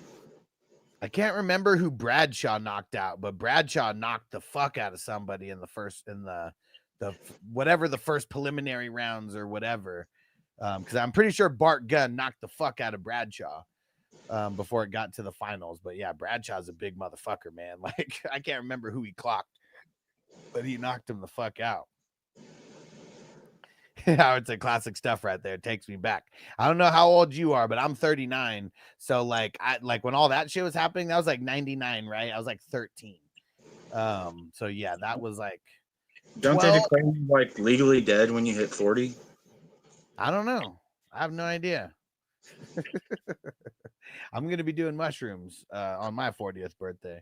So we're gonna be, we're smoking weed and doing mushrooms on my 40th. You know, there's not gonna be any boo-hooing around here. No, sir. Because I feel like I'm actually hitting like a stride in life, like as well too. Like I didn't do any stints like you, but every fucking time I went to jail, which was like twice, and then fucking a year of house arrest this last time, like 11 years ago. And fucking every single time it was like starting brand fucking new because all the fucking fines and all the fucking shit and just fucking everything. House arrest was fucking ridiculous, man. That shit was like, well, I think it was like $30 a day or some shit like that, like $25 a day. Hella expensive. And I almost got in trouble. I almost fucked up and got caught smoking and almost got in fucking trouble and almost had it all thrown away. And that would have been a super fucking waste of money. Yeah. Bro, and then would have went for a county year. Like, man, that would have sucked. Yeah, county time sucks. Yeah, I don't know the difference, but everybody who's ever done prison time where it's even, a couple years, no long stints, but yeah, everyone says I'd rather do, prison twice the prison time than county time because it's different. Well, A1, you can go outside. I mean, that's just A1, you get rec time, you go outside. You know what I mean? They have, even during the winter, you go to the rec building and you can work out. I got lucky that I was in a camp one time because literally to go eat the food hall was in a different building than where we were. This was legit like fucking 6th grade camp or something is what it felt like. Yeah.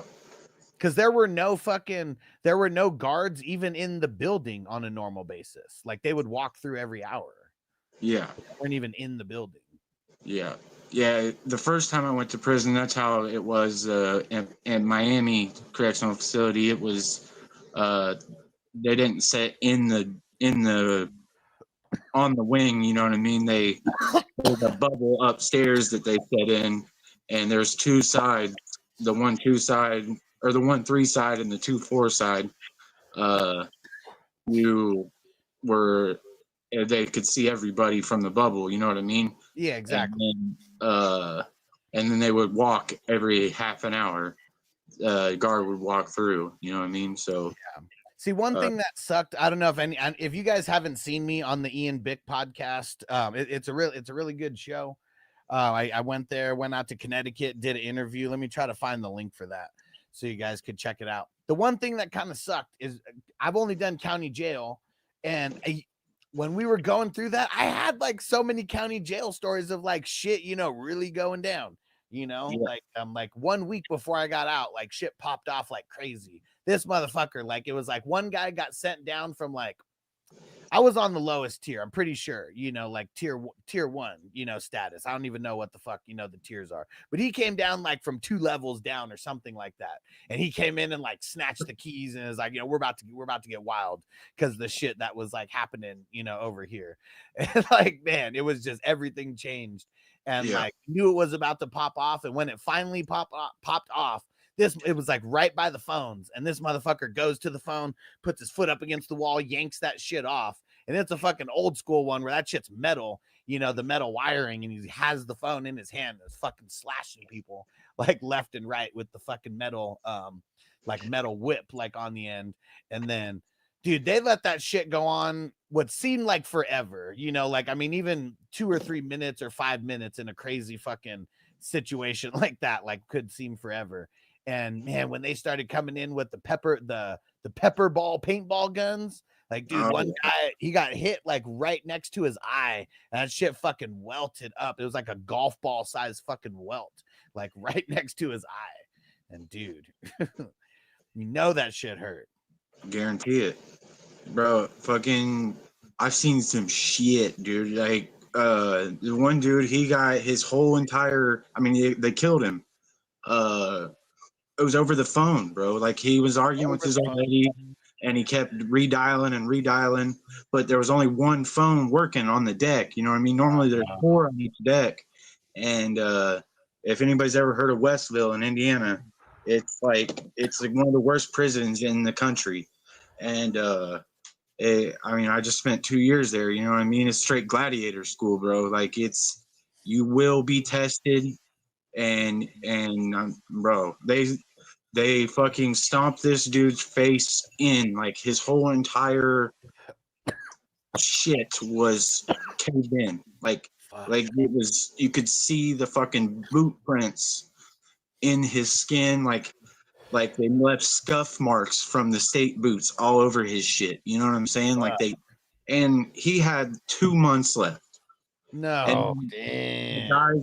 The guys that killed him, the longest any one of them, there was 12 of them that got charged because of accessories after the fact type shit, helping them cover it up, whatever, you know. 12 guys. And the longest any of them had left was 6 months, bro. And now they're all doing, they're all going to do years and years more now over the phone, over just the phone, bro. Like you had 6 months left. The guy that killed him had 6 months left. The one that got the actual murder charge. Yeah. It fucking sucks because, like, you know, I mean, sometimes you're put in a position to where you have to do that, or you're going to be the one, you know, who's on the other end of that. And fuck, man, it sucks. It's like, it's such a bullshit fucking cycle. And the reason why I never went up to anything past weed is because I never wanted to go to prison. And I knew I was never going to go to prison for weed, you know, like I knew I had a couple chances if I was going to get caught, and it was worth the risk to me, you know, to keep taking that risk. Cause I was, you know, just, I don't know. It was easy. And that was, I mean, even in county jail, like, fuck, I mean, the time that I'm talking about, like, I only had a week before shit happened. And like, they already knew I wasn't one of the soldiers, you know, like you know, strengths and numbers, you still got to be out there.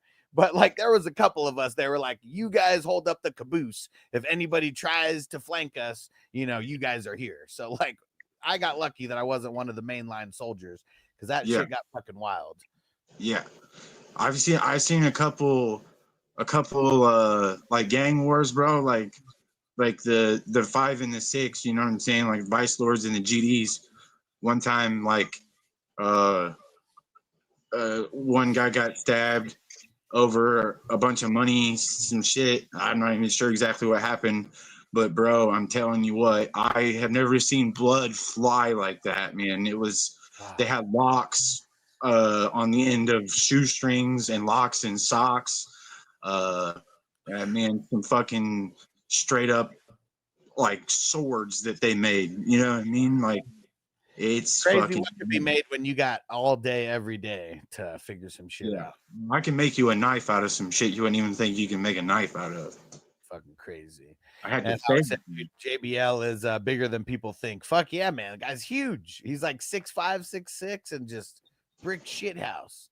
And nice. He said 35 here. Perfect. Hell yeah, man. You're right in the crew, man. I feel like most of us, I would say, you know, we got a couple guys. I would say we're all mostly 25 to 55. Even though we got a couple guys that are older than 55. Some of our elder statesmen, like Toker One and Phil and Crispy will always just be 55. Yeah.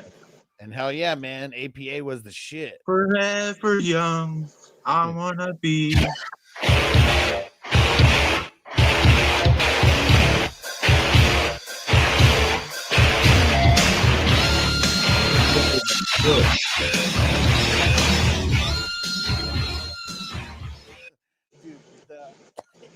my favorite tag team will always be the Hardy Boys, though. Oh yeah, man.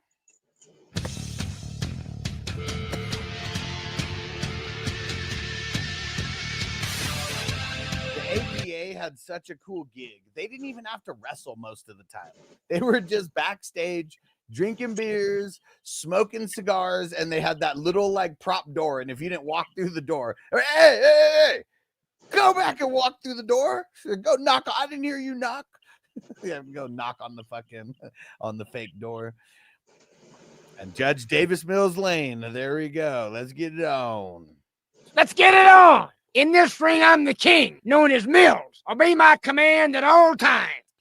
And JJ said, meanwhile, the guards were grabbing the popcorn. Let me watch the show. Yeah, and I know, I mean, at least like I said, who knows how long it actually was that this, riot, fight, whatever the fuck, was going on. I mean, it was pretty much like, I mean, it was probably about, I'd say 40 on each side, maybe our side, because like we, the guys told us the guys who didn't get out, who were a part of the fight, like it was all locked down for like, I think a month or something. Like after that, it would have been shit. Like it was a lot. Cause like even the whole thing that I was in, it was the dorm living, and there's 4 big dorms, and it was like top floor. It was the day room on one certain time, and then like the bottom tier is like a different whatever the hell it was. And somehow, some way, someone figured out how to pick the lock on our door, so that made the numbers a little higher on our side. It's fucking insane. Howard said, why the Goldberg getting close to getting choked out in the middle of the ring? Oh shit, I forgot. Is that shit on right now? It's probably already over now, huh? Fucked up. Totally forgot about that shit. I should have had that on in the background. The was it Saturday Night Fights, or what the fuck is that called? Saturday Night something? Pizza, I'm glad I stayed up. It's been a long, strange trip. Hell yeah, bro.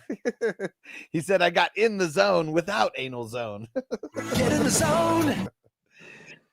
Crispy said you treat them like animals, or eventually act like animals. For sure. I mean, dude, like for anybody who's never gone to jail, like, man, I mean, they do whatever they can to make sure to take your manhood, from you. And I'm not talking about inmates. Like I'm talking about the guards and just everything they're subjected to like, like if there's anything that ever goes on, like all the strip searches and bending over and coughing and all that, like, man, that's some bullshit. I know those guards like looking at like 50 booty holes at the same time, but man, it's some bullshit. Yeah, bro, I've seen them. They literally, so there's an app, like they got cell phones in the joint, you know what I mean? There's an app, so if you like run up a debt and don't pay it, and then you like check in and go to different dorms and shit, like once you hit above a certain number, they're gonna put you on that app, and the police have that app, bro. Like they will straight up go to the gang leaders on that deck and be like, hey, he's on the app, like, you know what I mean? And they get a cut. You know what I mean? It's a dirty, dirty business. I've seen them straight, like, bro, that's fucking crazy. Before the body cameras made Westville infinitely safer. Before the body cameras, bro, there is at least 15 police I know that got and all they got was fired, but they literally kill people in them stairwells, bro, because there's no cameras. Yeah. So they'll like handcuff you and then throw you down the stairs, pull you back up the stairs, beat the shit out of you, throw you back down the stairs. Like, bro, I've seen some shit, and like that shit fucked me up. I came home and like I laid in bed for like the first 3 days, fucking damn near crying, bro, because I fucking made it.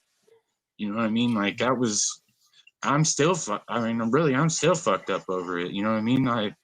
There's a lot of shit you never get over. I mean, I don't know, like even with me, like, man, just like, you ever seen somebody hold their eyeball?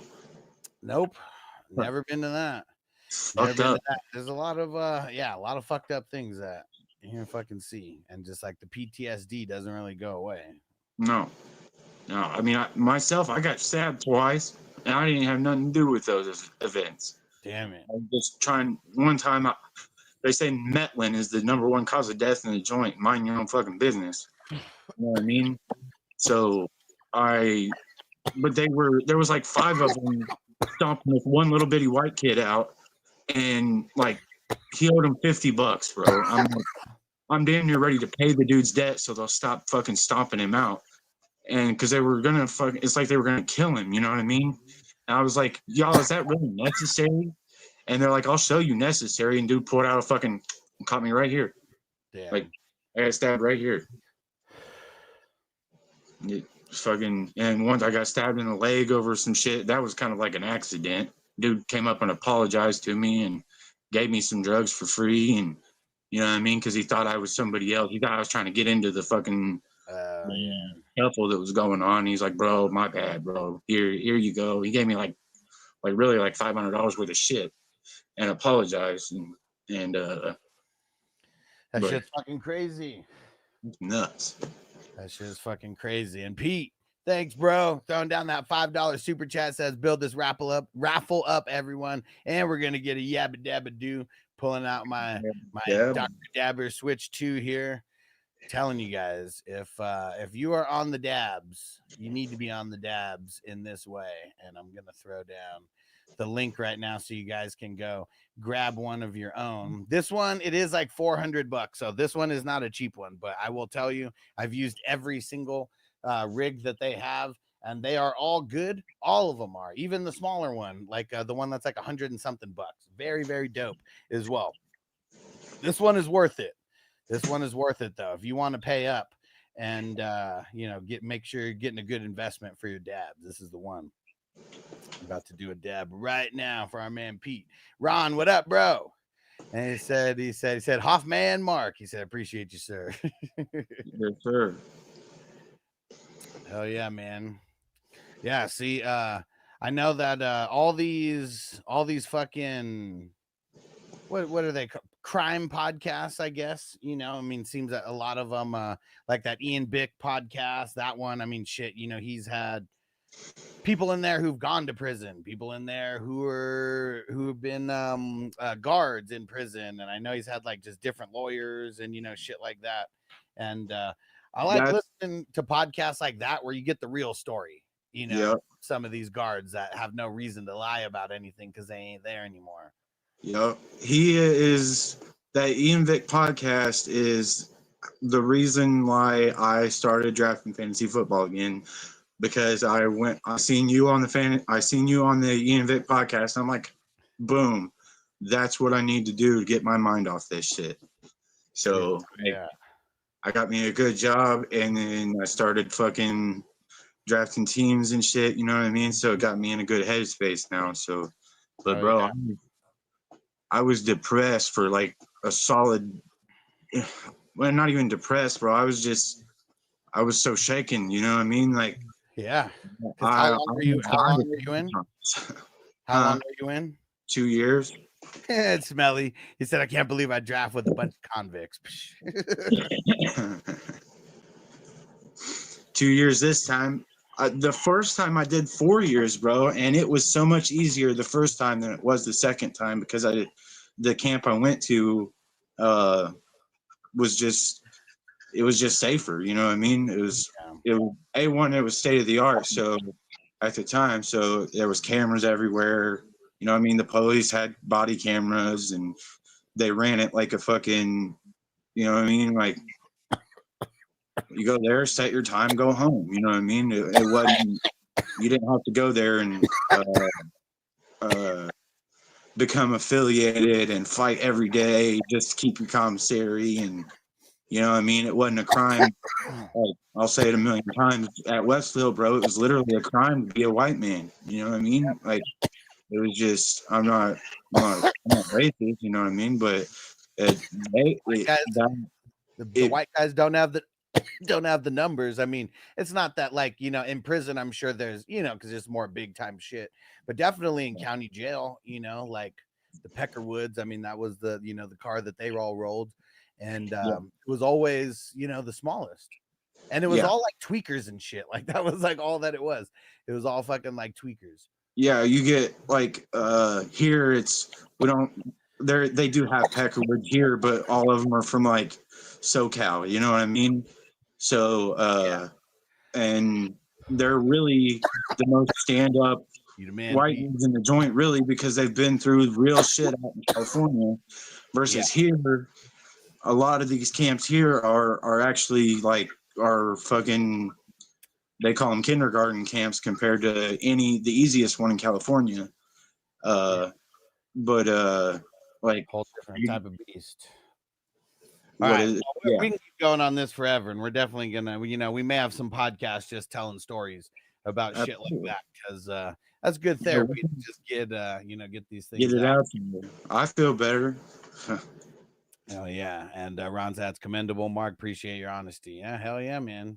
Yes, sir. I'll tell you, if I can help one person go the other way, bro, to not go through the shit that I've been through, I'll do it 1,000,000 times. You know what I mean? If I'll do it 1,000,000 times just to help one person, bro, because I've been through some fucking shit because of my own actions, and I don't want to see nobody go through the shit I've been through. Yeah, and I even said it earlier today. Not a lot of people come back from that type of shit. Like some people just turn into lifers. And, glad to see you back, bro. Glad to see you back and doing good. Glad to be here, bro, for real. And it's funny that like the Ian Big Pot that you said you saw me on that was what made you hit me up. Yep, that's what made me hit you up. Nice. And we knew each other before that, for people who don't know, but that's fucking cool, because out of everything, I mean, it was a fun experience, but I fucking got sick. Like, so like even during that, like, I'm glad they took out like all my coughing and shit like that, guys. Like, couldn't stop coughing, and it was ridiculous, and I wasn't in the right headspace, and like, man, I like forgot about like certain stories that I was like remembering to fucking tell. And but yeah, I'm glad. If nothing else happened because of that, like me and you reconnecting because of that, it's pretty fucking dope. Yes, sir. Hell yeah. All right, Cali Jam, here we go. And Howard said Cali Jam made some spicy choices at QB. I mean, he's made a lot worse choices at QB than this before. This one wasn't actually that bad, because to me, Goff is a B and Darnold is like a B minus. But Cali Jam does like to live dangerously when it comes to drafting a third QB. Let's see if he stole everybody's backups. McKee, Hendon Hooker, and Browning. He got one of his backups. Yeah. Because of the lack of depth, I'm going to give it a B minus instead of a B. That's fair. RBs. I mean, this is where all the money was spent. Gibbs, Taylor, Kyren, and Mixon. So Gibbs is an A, Taylor's a B plus, and Kyren and Mixon are both Bs for me. And all that's going to average to an A. For absolutely. Pass catchers. Yeah. Pass catchers. George Kittle. I mean, it's a good spot for him, but fuck, man. Look, I mean, just Smith, Judy, and Diggs. And let me see. Yeah, and fuck, and those are all your starters, man. I mean, all these guys. I mean, Smith and Judy are like B's to me, and Diggs is like a B minus, and Kittle's like a B plus. But you can't play him in your wide receiver spot, and so you get judged a little bit heavier on your wide receivers, because Kittle's just going to be like, one of your main flexes along with a couple other running backs. So I'm going to give this a B overall because of that for the pass catchers. He does have the number one wide receiver for this year on his bench, though. Oh, yeah. Look at that. DeAndre Hopkins in the 20th. Yeah, number one overall, baby. Let's go. And IDP. Okay. So let's see, because I can't remember where I was at, but I think 8 players in, you were still killing it and had an A on IDP. Zach Bond, Sherwood, Van Ginkel, Bernard, Edrin Cooper, Cashman, Lloyd, Alante Taylor, Leonard Williams. Let's see. Bradley Chubb. Okay, see, way better in the 26th round than the 20th or wherever the fuck you were getting him. So he's not going to lower the grade. Rosboom, he's not going to lower the grade. I mean, it's going to, and that's all he did. All right, smart man. It's going to stay an A. All right, dude. I'm so goddamn proud of you. But I can already tell. I mean, your bench is lacking. the bench is a little sus, but this is also fucking crazy. Guarendo in the 19th round. Like, that's fucking insane. Like, how did he fall to the 19th round? Kraft, I mean, he's a guy who I'd consider like a difference maker.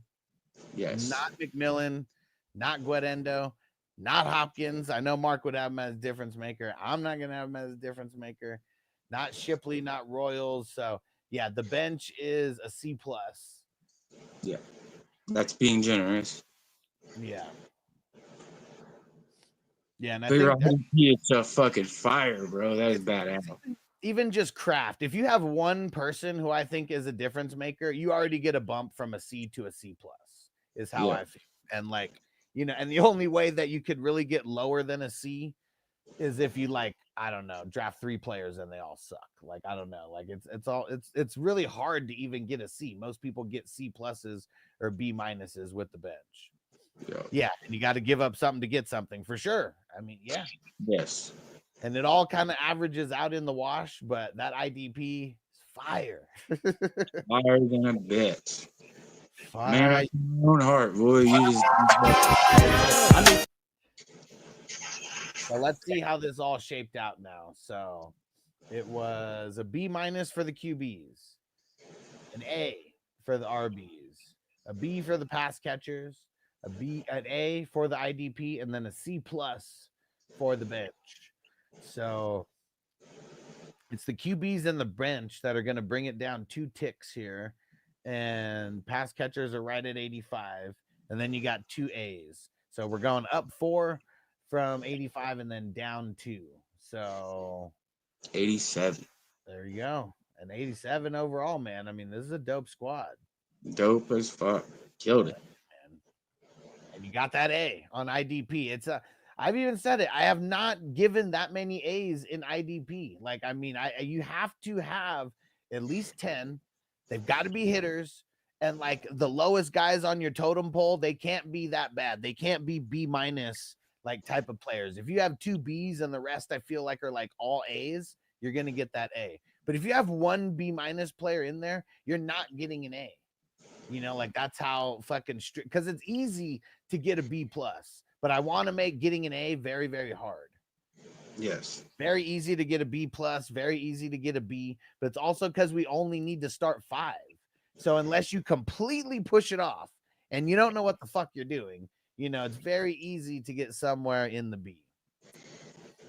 And yep, Smelly said he got an 89. There's not been too many 89s. You know, of course, there's been more now than a couple weeks ago. But yeah, there's still not been that many 89s at all. And there's still been no 90s. 3 or 4. 89 is still the best. Like what I said, someone has to get an A. You have, because I don't really say A minuses. Like, you don't hear me say A minus. It's either an A or it's a B+ with everything. I don't really say A minus. So you have to get 3 A's and a B+, and like you can't have anything that is bringing down your score. Like, I think you even have to get a B on your bench. Like, you have to be like top tier, you know, everything. So like, you only one position you would be able to like not get an A in and still get an overall A. But that's why we've had a lot of 89s, because we have had people get 2 A's, you know, in categories, and then a B+, and then maybe a B- or whatever, you know, on the bench. But I'm trying to be consistent, like with everything, and make it real easy for people to understand, you know, exactly how the scoring system works. Yeah. And what Ron say if Mark makes this to Mark makes the Vegas B day, he said, cannot wait to be there, maybe. Yeah, man. That's January. It's still a lot of time. I mean, shit, what is that? 7 months away? 6 months away? I'm on the lifetime installment program of probation and parole. I'm not legally allowed to cross state lines for a couple years. Yeah, not yet. But don't it worry. Won't be this year, but I'll get out there eventually. We're definitely going to party it up eventually. Yeah. But yeah, that's going to be fun. But yeah, I mean, and not exactly 6 months to the day, but I mean, today's July 12th. My birthday is January 12th. So pretty much 6 months. Yep. So everybody's got some time to save. I mean, I'd like it to where, you know, we get some dope ass like hotel at the Cosmo. You know, we get No, I mean if the financials warrant it, you know what I mean, and we can. I do also have 5 children. I got 5 boys, so yeah. You know, baby fetters is I'm not fucking coming to Vegas with my children. I'm just not. You know, I want to go out there and I want to have adult fun with my wife, and we can't do that with our kids. You know what I mean? They're too little. No, and too crazy. 5 of them, man. I mean, they're No. just. I could just imagine. One kid. You know, we've only flown a few times, but just like even one, you know, flying at a time is just, you know, it's a hassle. I could only imagine 5 times in that. Yeah. Don't want to imagine it. And Pete said, yeah, I have 3 88s, never in 89, but I'll eat an 87 all day for sure, man. 87's top tier. Definitely. I mean, it's the highest B that you could get, you know, is the 87. So to me, it's an 88, 89. Those are the B pluses, just like the B minuses are just the 81s and 82s are the B minuses. Everything else is like a different level of a B. Yeah. Howard said, never done an IDP. What round is a good round to take the 101 on defense? He said per se in the Best Ball Dynasty League. So I actually have a Best Ball Dynasty League that is starting up. It's a $55 buy-in. I think there's only like 2 spots left. 55! And I would say a guy like Travis Hunter, he's probably going to be the earliest, you know, guy who is IDP eligible. He probably gets drafted in the 6th round. Like something like that. But like most of the IDP guys, like I would say top end guys maybe start going in the 9th and 10th, kind of like this best ball. You know, people are probably going to fill up most of their offense before they go with an IDP, I would say. Good rule of thumb. But there are some guys who are going to want to jump for like the top guys. You know, like Zaire Franklin always goes. Well, on this draft, Micah Parsons went as the number 1 IDP, but who drafted him? The guy in the 2nd slot, Dan the Man. Okay, yeah. So this one was probably a little bit different because Dan the Man, first one. Cody Power, first one this year. He did it previously, but first one this year. Matt the Man something, I don't know. First one this year. Matt the Man, he's in Matt the Mechanic. He's in one more. He is? Okay. I swore that this was the first one for him. But, no, yeah, I face him week 1 in another one. I can't remember which one it is. Okay. Well, second one, either way. Yeah, and then so just that, you know, I mean, having 2 guys for sure, it's their first one of the year, and then him, Matt, only in this is the second one. And then we got, you know, Callie Jam's been in a bunch, Sam's been in a bunch, Brown is fucking, you know, second in the whole tournament. Mark obviously on the come up in the shitload now. Beyondoe, I think his next one, he's about to crack 15, you know, so he's in the top 50. And Blue Tent Warmers, he's only in a couple. That's Sam's homie. And JS Myers, he's on the come up a little bit because he's been in a bunch of these. I think he might be in double digits already. He's in double digits for sure. He's got to be, because I think he did the triple. Oh shit, yeah, he's up to 21 already. There we go. He didn't do the triple. He might have done 2, but he didn't do the triple. Okay, yeah, it was someone else, but yeah, I know he's done double for sure. And Toyota 1, what up? What up, man? Haven't seen you in a minute. And Howard, you got to get into. I know you just came into all this. These drafts are so fucking fun.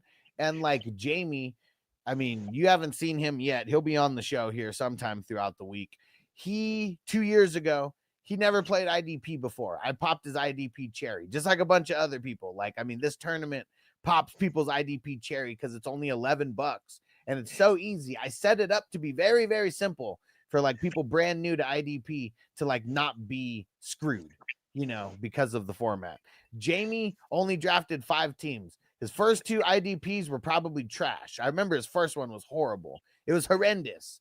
And literally, like, he did 2 drafts, he got the grades, and he ended up drafting a team that hit for second place in that tournament, and he won $1,000. So, like, you know, that's just like, you know, obviously the tournament's a lot bigger like now than it was then, but it was still a tournament with 888 people in it. It wasn't small, you know, by any means. Lots of fucking people drafted. So just throwing that out there. Don't be afraid. Anybody who's never played an IDP before, don't be afraid to get into an IDP league, because I made this shit. It's cheap, $11, and it's very, very simple to draft a competitive IDP lineup. It's really going to be the offense that makes like the hugest difference. Like, I feel like most of the teams that are going to be top end, they're all going to have really good IDP players, you know, like at least 5 that are like flirting with 20 plus points, you know, every single week as like a combined unit, you know. So it could be done. It could be done. Parsons versus Judy. What do we mean, Parsons versus Judy? Which Judy? Jerry Judy? What Judy? Okay, who was next? Sam, then Blue Tent Warmers, then Mark. Shmelly. And Toyota One said, salute Hustle. Mark said, I'll be in tomorrow night. Draft, no draft on a work night, then get home too late. He said, but it's my weekend. It's about that time, homies. Let's go. And I'll throw in. So the Sunday night draft already has people in it, because there was people specifically who have Sunday night off, and that's the only night that they could fast draft. And so I really feel like Sunday nights, we're probably going to start having 2 drafts, because the Sunday night ones just fill faster. We had 2 drafts last Sunday night as well. No, we had 3 drafts last Sunday night, right? Yeah. Yeah, I drafted all 3 of them at the same time. It was fucking nuts. Yeah, it got fucking crazy. And I don't recommend that for anyone unless you have 3 devices. It's not for the faint at heart, and you definitely want to have more than if you have 2 good devices to draft on, at least minimum. And I had 3. I had 3 devices, 3 phones that I was drafting on, and then I phone that I was, you know, doing a live stream with. So I had 4 devices in front of me at the time to do that. Yeah. What up, Corey? He said the Judkins news is why I'm so nervous to draft early in the season. Yeah, it doesn't matter though. Like, I mean, it could. Anything could happen. And would you really draft Judkins like that? Like, if you, I'm not talking about a regular redraft league. I'm not, except for the 32-man redraft league and the 18-team guillotine leagues. Like, all the drafts that I host are going to be after that 3rd week of the preseason. Like, so like, I'm not an advocate of drafting early in traditional redraft leagues. In these best balls, like, these are lottery tickets, you know, is the way that Mark likes to describe them, because it totally is. It's $11 where you're drafting hella deep teams. You know, Derek last year won the tournament, and he had 3 players get huge injuries inside his top 10 drafted players. So, you know, it doesn't matter, you know, like, I mean, unless your entire team gets hurt or you didn't draft well, you know, because you have to draft well, you have to draft a complete team, you have to draft the depth, all that shit. But yeah, let's get it. Toyota One sent a super chat on the 420 super chat. Let's get it. Hold on, let me refresh. Let's get it. Toyota One, you demand. And so I'm already collecting the raffle tickets for everybody right now. And as of right now, hold on. We got the Toyota One just added 5. So we have 22 raffle tickets total right now. And like I said, this next like week or so is going to be kind of me just like feeling out, you know, how much I think we're going to be getting. And even, you know, some of this, a lot of the money that comes in July. I mean, YouTube, the way that YouTube works, just to be transparent with everybody, so everybody knows how the fuck this works. Like, everything that comes in July, like super chat wise, like, that won't even hit my bank account until next month, until like the 20 something, you know? So like, even all this is like knowing I'm going to get this money and knowing how much money is coming in. But, yeah, that's what sucks is like everything, even with YouTube, it's like takes forever to get paid, you know. And all right, I'm gonna finish this bowl. And then we're doing a fat dab for Toyota 1, you the man. And Howard said, like, I mean, when building a team, 9th round has some juicy dudes in that round for sure. Wide receiver central, right there. Guys who I still think are like B ranked, like wide receivers. And I said, I like Pickens per se. I fucking hate Pickens. But it's not, I mean, he can catch, but he can't get separation. Like, that's what it is. Like, that's kind of like my beef with him. He's not really that fast, and he can't get separation. Like, his route running just like needs to improve for him to be better. And he said, but the Lion will get more of the advantage. Yeah, for sure. Yeah, CD's gonna get like 150, plus targets. And like I said it earlier, like Pickens might flirt with 100. He's like not ever had. He was the number one. You know what I mean? He's just not built to be a number one.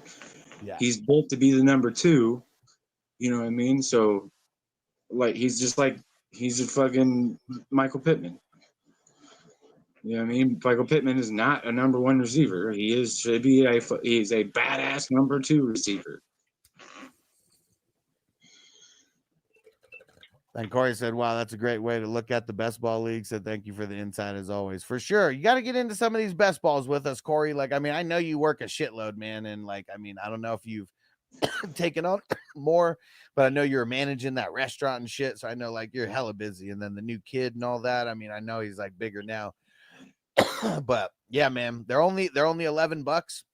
It's the best kind of draft practice that you can get. That's the way I look at this. This is draft practice where there is money on the line, and it's a handful of hours of some fun. That's for sure. I mean, we had a almost 2-hour draft, and then it's going to be like a 3-hour show.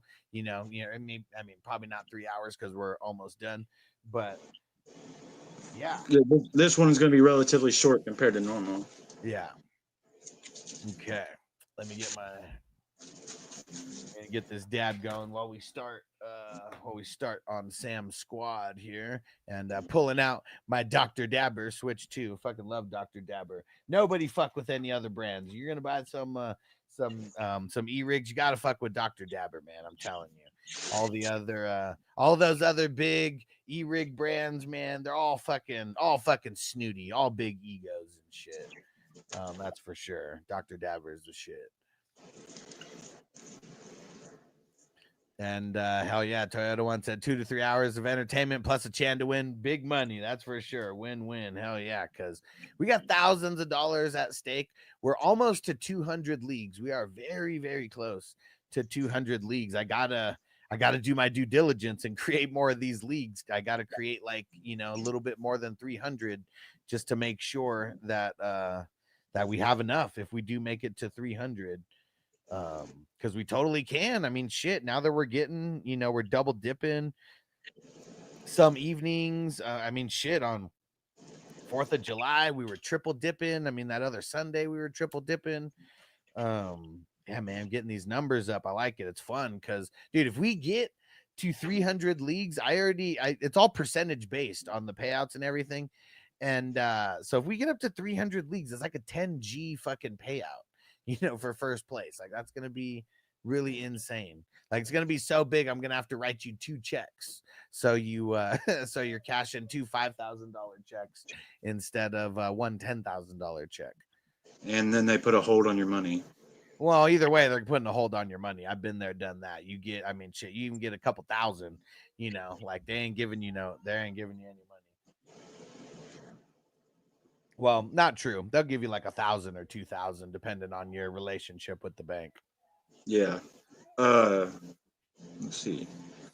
We had a tax check. I can't remember what we done with it. We had a tax check. It was like 14 grand. Mm-hmm.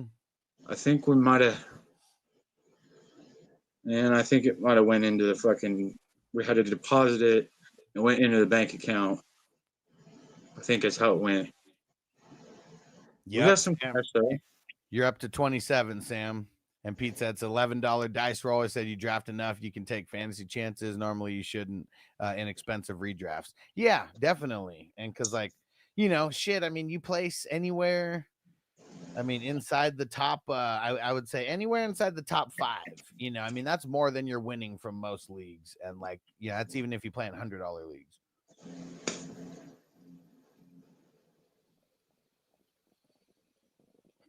And so many variables is what makes it fun.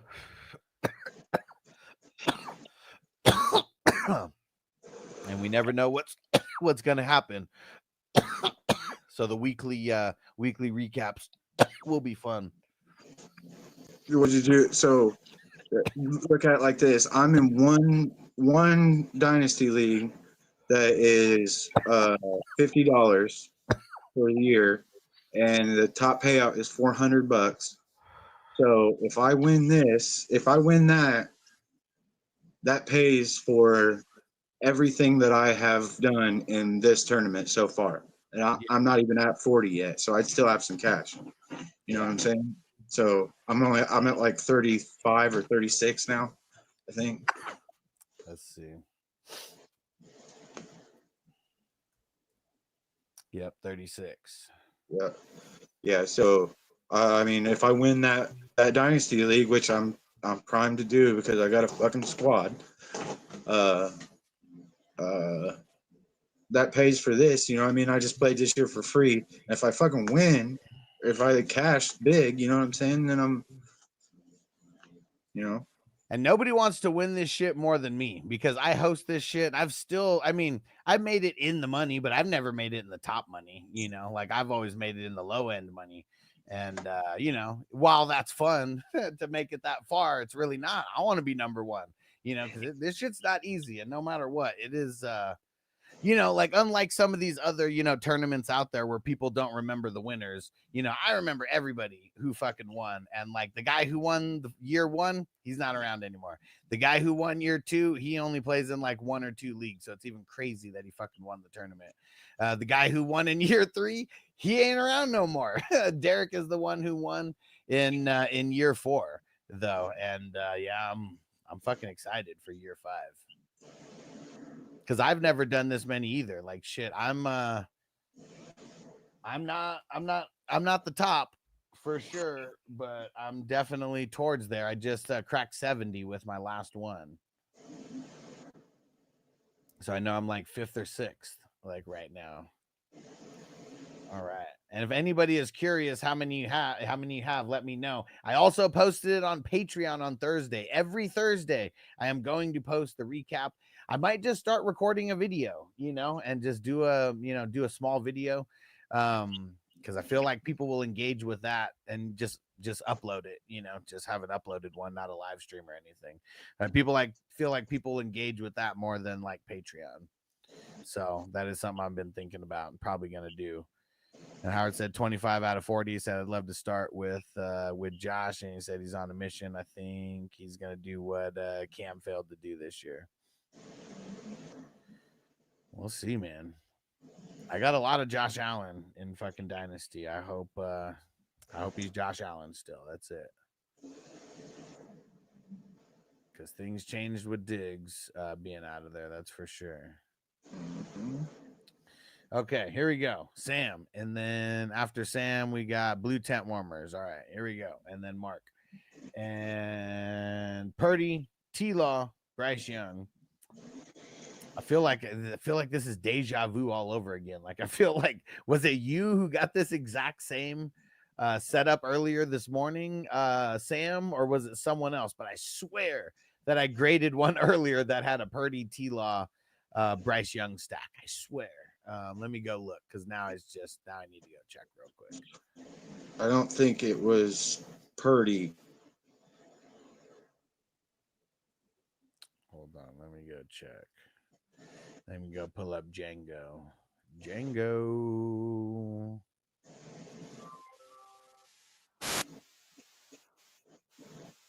No, definitely wasn't that. It was T-Law in the middle. That's funny, but it was Love, T-Law, Penny. Only one of the 3. Maybe it wasn't that one, but I swear. All right, hold on. Just that was Inglorious Bastards. Oh, and I Knew I forgot to grade someone. Just explain that right now.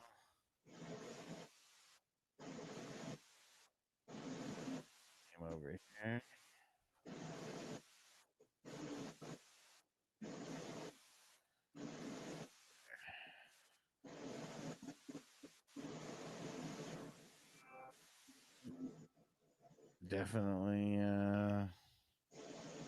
Definitely wasn't that. Oh, you know what? It could have been the 181.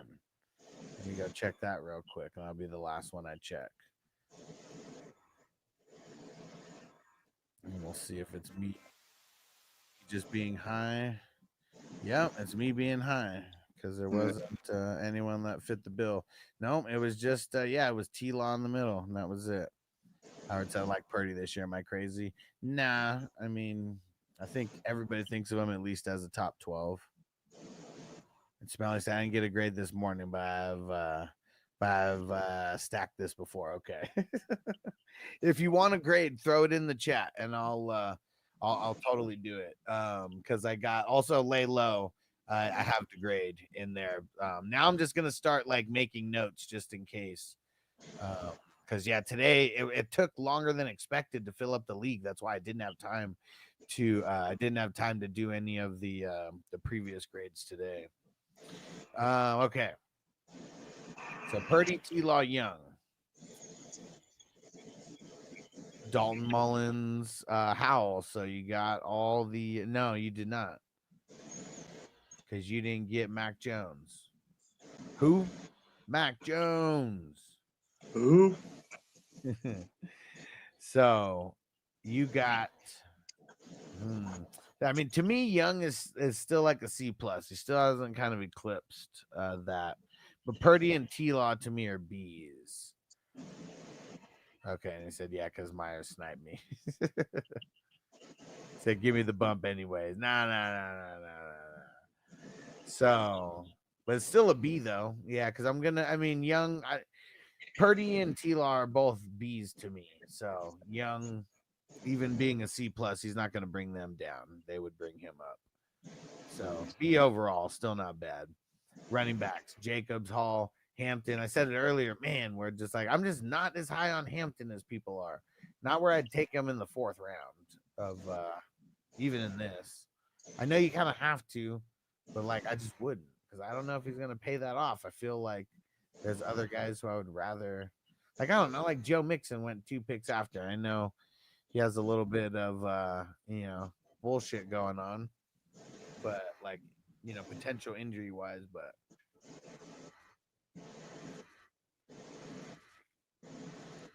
feel like he even with Chubb there, he's still gonna do more. And yeah, Ron said this is a solid draft, very competitive. Hell yeah, bro. And shout out to Ron, you the man. And then Montgomery, if I didn't say that already. Jacobs is a B+ to me. Brees is a B. Hampton's like a B-. Monty's like a B-. Gonna call it a B overall. And then, dude, not sure how you got Chase at the 108, but that shit is fucking dope. Chase, Shakira. Ooh, Joanna Man, Jennings, and Downs. Yeah. Man, I mean, I just wish that Jennings didn't get hurt. Oh yeah, but I forgot, man. You got Cup in the 12th, so your bench is gonna be starting off nice at least. I mean, so Chase A, Shakira B, Jennings B-, Downs B-, C+. I think. Man, this one's tough. Is it a B+ or a B? Because I feel like I'm just leaning on B here, even with Chase. Because like, I mean, it's a bunch of B- players or half B- players. Yeah, we're gonna call that a B.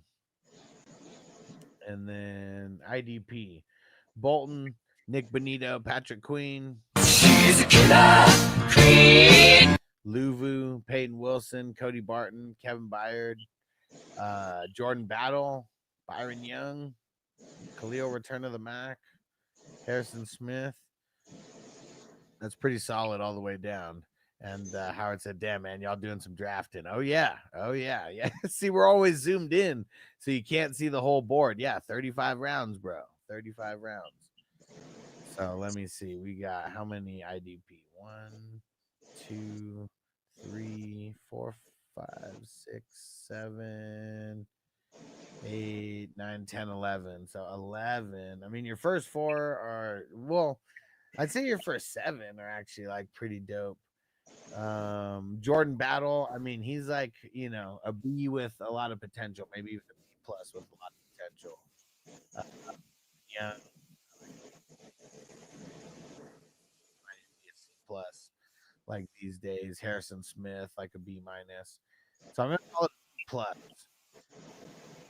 B for that. And bench. I mean, Cup is nice to start. Shaheed, Algier, Hunter Henry's nice. Having it. Quentin Johnson, that ruined everything. He's a bum. He was a bum then, and he's a bum now. But Roman, no, and then Gray, and then Turpin. Turpin just got in trouble too, didn't he? Was that him? Let me see. There was the other. There was a guy from Dallas, the kick returner from Dallas. Was it Turpin or was it? Let me see. I'm just putting what Dallas player got in trouble. Let's see AI. Got in trouble recently. Got to be specific. Turpin arrested. Yeah. For weapon and marijuana charges. Yep. Yeah. Well. Yeah. He says it's just a gun charge. He'll be all right. It's not just the gun; it's the weed. That's probably what's fucking him in the whole thing. But yeah, 35th round pick. Who cares, man? Like, you know, yeah. Props to him, man. He's keeping it gangster. But you know, sometimes keeping it real goes wrong. Dave Chappelle tried to tell us years ago. You know. But yeah, it's bullshit where it's like, I mean, having the gun and then having the weed, it just never mixes. But like, it sucks that like the weed is like the bad part of that somehow. Yeah. Well, he's legally allowed to own the gun. Okay, yeah. Where the hell did he get arrested? Collin County, that fucking Texas.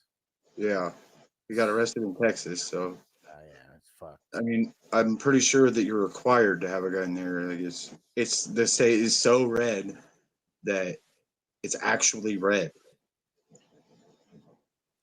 Yeah. So, yeah. I mean, I don't know. Like, I think so. He was going 97 in the 70-mile-per-hour zone. I mean, you know, he's a speed demon. You know, I mean, I get it.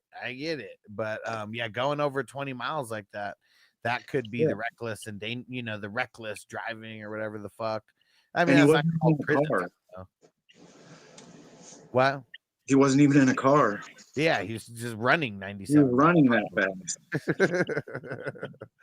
And then had his pistol in the back seat. It said, and then it said they found marijuana in the center console. He said it's a misdemeanor charge, possession of marijuana, and an unlawful carrying of a weapon.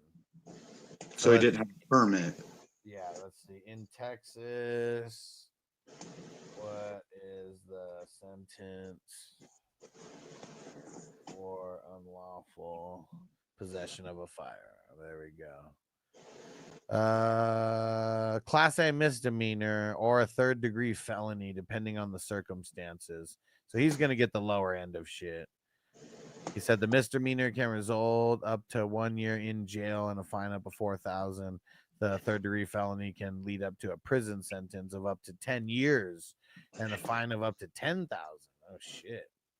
That is like too much of like where the judge's opinion of shit like could sway shit like a little bit too much. That's a fucking. Well, with what they charge, it's the original charge that because they'll have to go back and they would have to recharge him with the felony. You know what I mean? If they charged him with the misdemeanor, he's charged with the misdemeanor. You know what I mean? So he got lucky. Yeah. Being charged with the misdemeanor. Yeah, because you already know he's gonna pay more of a fine. I mean, that's how you want to get lower shit, pay fucking higher fines, you know, and you'll be doing minimums because that's what they want. They want money more than anything. Because yeah, they don't give a shit about your time. If they get a shitload of money out of you, you know, they'll lower your time for sure. 100%. And they said Texas is a constitutional carry now. Well, yeah, but not if it's an unregistered fucking gun. Like it wasn't a registered gun. So like that's where he got in trouble for. Yeah, and then yeah, just like Pete said, you just can't have a gun with weed in any state. Yeah, exactly. Like I mean, California, like fuck, weed is as legal as fucking anything. You get caught with a gun in weed, it's like, you know, that just it makes the weed not so not so fucking light at that point. Like yeah. It just You get caught with drugs and guns in Indiana. Oh man, what?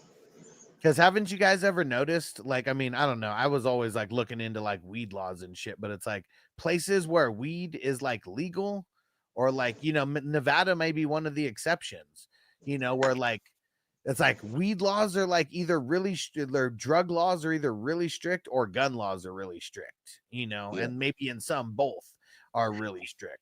But usually it's like the ones where guns, you know, are very, very lenient. I guess that times have changed now because Arizona just went fully legal. They're one of the, you know, pretty super lenient, you know, gun laws out there. And them in Nevada, and I guess Nevada went legal here. Indiana's an open carry state. We can carry guns here. We just can't have weed. Yeah. Stupid. Yeah. Fucking crazy. Weed, you can shoot somebody in the head and kill them with a joint. But you can't. Come on, bro. And Pete said rich people get off. Yeah, I mean, yeah, money talks, you know, doesn't matter what it is, money talks. I've paid a lawyer exactly one time in my life, and I went on the run for like 8-9 months, got my tax check, paid the lawyer, and they just continued my probation. I didn't get no extra, nothing. Continued my probation. I paid the right lawyer. Every other single time I've gotten a public defender, I've got fucked. I promised you, you pay the lawyer. You got to pay the lawyer from that county that deals with those courts. You know what I'm saying? Because you're not even paying for the lawyer, you're paying for the relationship that the lawyer has with the judges. Absolutely. Like here in Madison County, Indiana, it's Brian Williams. He is immersed into every single thing that's to do with the legal system here. If you pay him, you're good. Unless you like touched a baby or killed somebody, you know what I mean? And then still, there's only so much he can do. He can still get you player deals if you fuck up real bad. I mean, you're still gonna do some time, but yeah, you know what I mean? Yeah, gonna be less. It says the same with drinking. Can't have a gun. Exactly. Yeah, not legally, anyways. Yeah, you could do anything illegally as long as you don't get caught. All right. Sam says he's falling asleep. Huss. All right. We're back. Sorry. We're back on. So what did I say? I said a B plus, right, for your IDP. Yes. And then bench, it was. And now I didn't get to the bench. That's what. All right. I mean, I read off the bench, but I didn't give a grade. Man, and seeing like it's Algier, Hunter Henry. Man, it's close because it's like, yeah, I think it's Cup and Henry, the guys who are like the difference makers, and I kind of feel like that's where it ends, and I think that would be like a C plus for the bench, and so that would be, I said a B for the QBs, but it was a B. Did you for bump the QBs up because he got all the backups? He didn't get all the backups. He said he got sniped by someone. Oh, okay. Yeah, he couldn't get. He got Sam Howell. Never mind. Yeah, he didn't get Mac Jones. Yeah, that's what it was. And so what I say? A B, A B for the wide receivers, a B plus for the IDP, and then a B minus or a B C plus for the bench. Fuck. So sounds like an 85 to me. yeah, I mean, the bench is gonna offset the IDP. Everything else was a B. 85 overall. Winner, chicken dinner. Solid squad. And Crispy said, I've been pulled over several times. Not one time did a Texas officer ask me for my registration of my gun. Well, you're not a young black man. I'm just, we're just gonna say that you are a 6 foot tall, fucking scary looking motherfucker. I'm sure earlier in life that you were a scary looking motherfucker too. Maybe they just didn't want none of you, man. You were a big motherfucker compared to them. But yeah, that's what sucks, man. I mean, a lot of people can have similar type of stories of like what they were doing and have different types of outcomes when it comes to police and courts and all types of bullshit. So I'm glad you didn't have to go through any of that. And Blue Tent Warmer said, good job on rugs. Yeah, man. Fucking idiot, dude.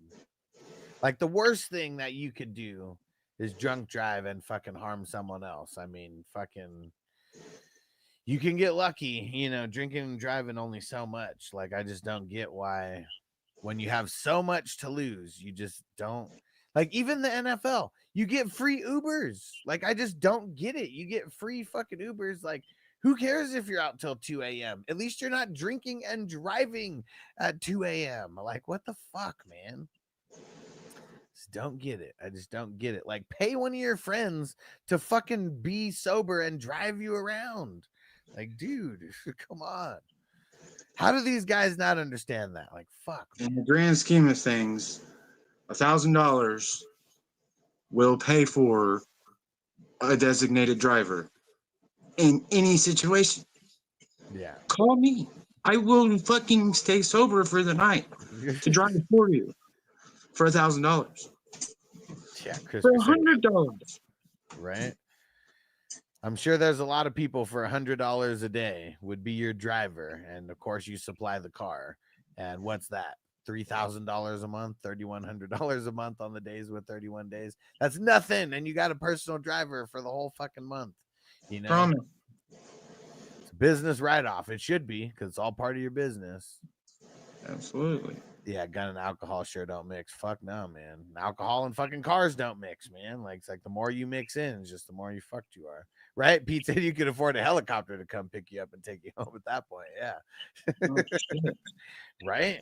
Like, dude, there should be like an Uber for helicopters, I guess Fucking Bruce Wayne style, baby. Come on. yeah, man. Get to the hangar. Okay, Blue Tent Warmers. Dak, Penix, Ward, Daniel Jones, Milton.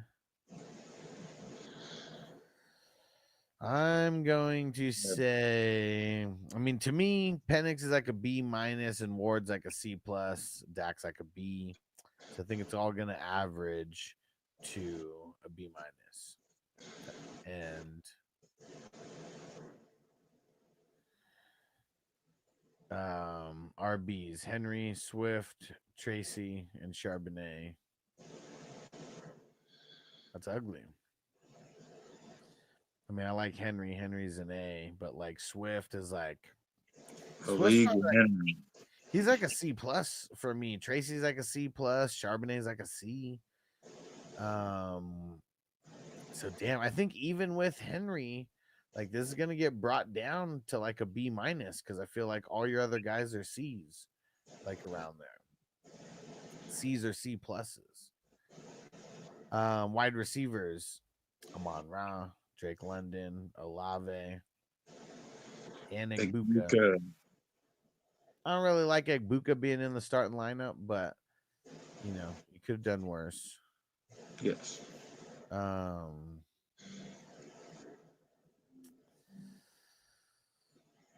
mean, to me, Egbuka's like a C plus, Olave's like a B minus, Amon Ra's an A, and London's like a B plus. So it's like, is that? I feel like because Olave and Igbuka, I mean, they're starting, so it's like it has to level out like somehow, and I feel like it's gonna level out being a B. And This is what happens when you take 3 quarterbacks in a row like that. well, yeah, it happens though. I mean, you got to have the good quarterback depth. I mean, at least the depth, because if you don't, I mean, his other depth's Danny Pesos. Yeah. IDP went on a little run here. TJ Edwards, Buda Baker.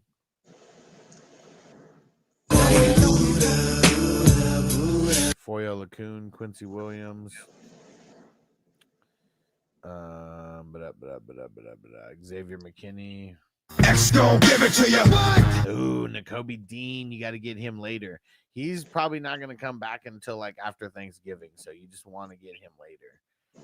And Greg Russo, kind of out on the Greg Russo experiment. Harold Landry could be good going over to New England. Blankenship's nice. McDuffie's okay. Hicks, meh. Sweat, meh. Oh no, they can't get their shit together over there. First 4 are money though. I mean, Xavier McKinney, he is nice at the number 5. And so Lucky, you already have, I mean, I don't even grade down that much for like getting the Kobe Dean where you did, because you didn't get him in the top 5. But it's like, of guys that I don't like on your defense right now, it's like I don't like Dean, I don't like Russo. Harold Landry's not that bad. Blankenship's not that bad for where he's at. Same with McDuffie. Jordan Hicks, I swear, went in a different way. Same with Montez Sweat. So, I feel like your bench is like a C plus, maybe a B minus, but I feel like it's in the C plus territory. And your starting 5 are probably like, it's either an A or a B plus. I mean, it's close. It's close to an A. I don't feel like Xavier McKinney's like an A guy, like the other guys that you got. But it's probably still an A. And but that bench being like a C, that's what's going to make things level out. So I think it's going to level out to a B. And the bench starts with Christian Kirk, Zach Ertz, Calvin Austin, Dubs, Aoman, Conklin, Zach Moss, Noah Fant. What's Chimere Dyke? I can never remember that guy's fucking first name. I gotta get that drop from Scarface. Put your fingers in a dike. And what Howard says, as a Bears fan, Sweat has been a fail for sure. Maybe Dennis Allen gets something out of him, hopefully.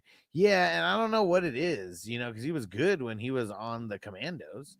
I mean, their line is a little bit different. I mean, shit, they had their 100%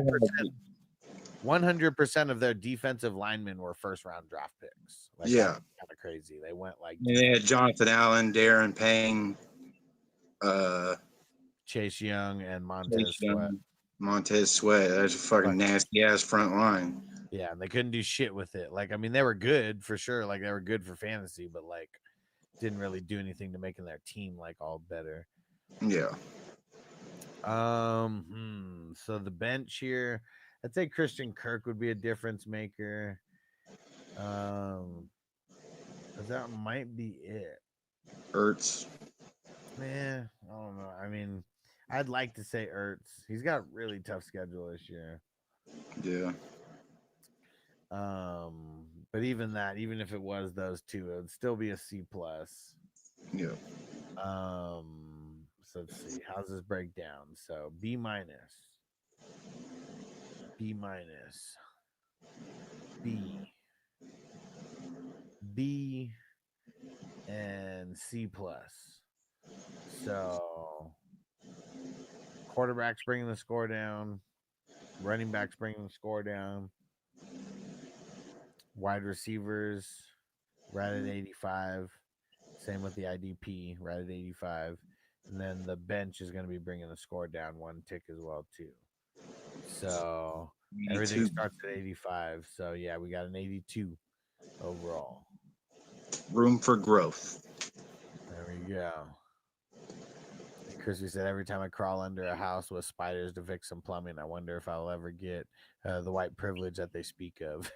Yeah.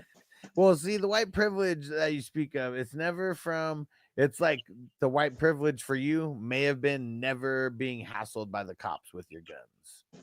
You know, like that might be the highest level of white privilege that like you've ever, like, you know, been given. I've never experienced it. Yeah. It's tough.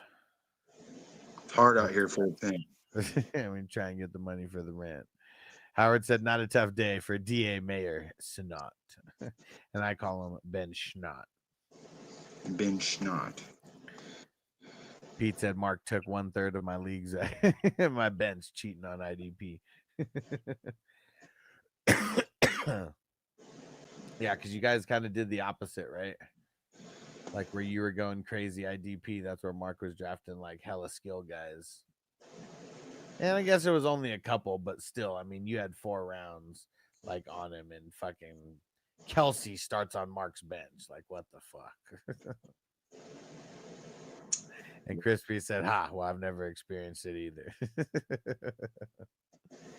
Yeah, man. You guys aren't some of the lucky ones, you know? No. Probably better off, anyways. Yeah. Okay. Here goes Mark's squad. Herbert and Stroud. And did you get the backups? Yes. He got them. Let's get it on! In this ring, I'm the king, known as Mills. Obey my command at all times. And Howard said, me either. Look at Howard's picture if you guys want a good laugh.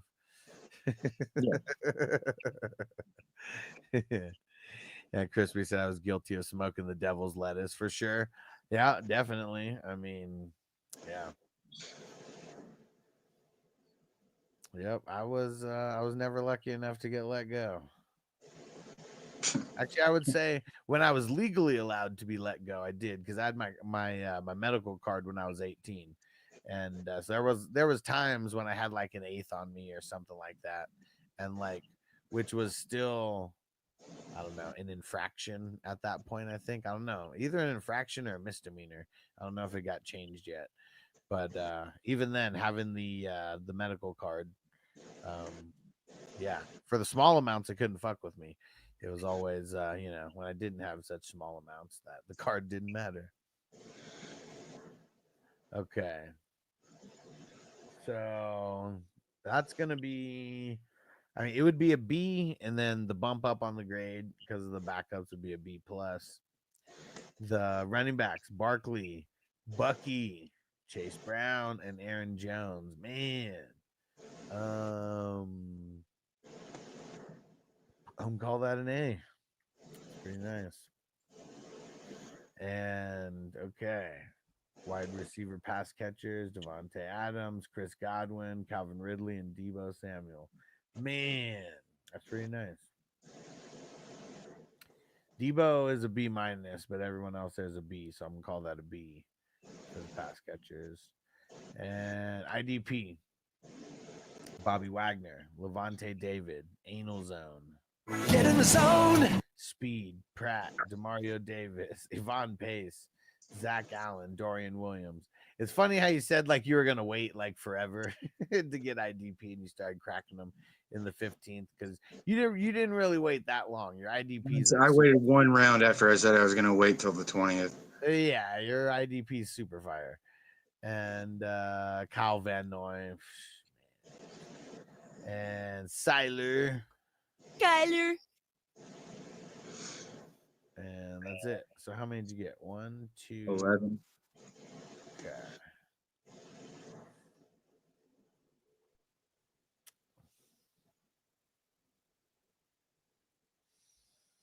Man, this one's tough. I feel like, yeah, you're gonna get a B+. like on this one. It's just not top heavy enough, even though it is pretty top heavy in the grand scheme of things. I could have done better. You definitely could have. I mean, guy like Anal Zone, I mean, I get him in the 20s like religiously. So, he kind of just jumped on a guy like him. I was about to run out of time, is why I picked Anal Zone. He was right there on my queue. Hey, he's a good pick either way. Yep. Oh man, and Howard said, looking at this is looking like an A. Oh man, we can't. No, I grade people tougher than that.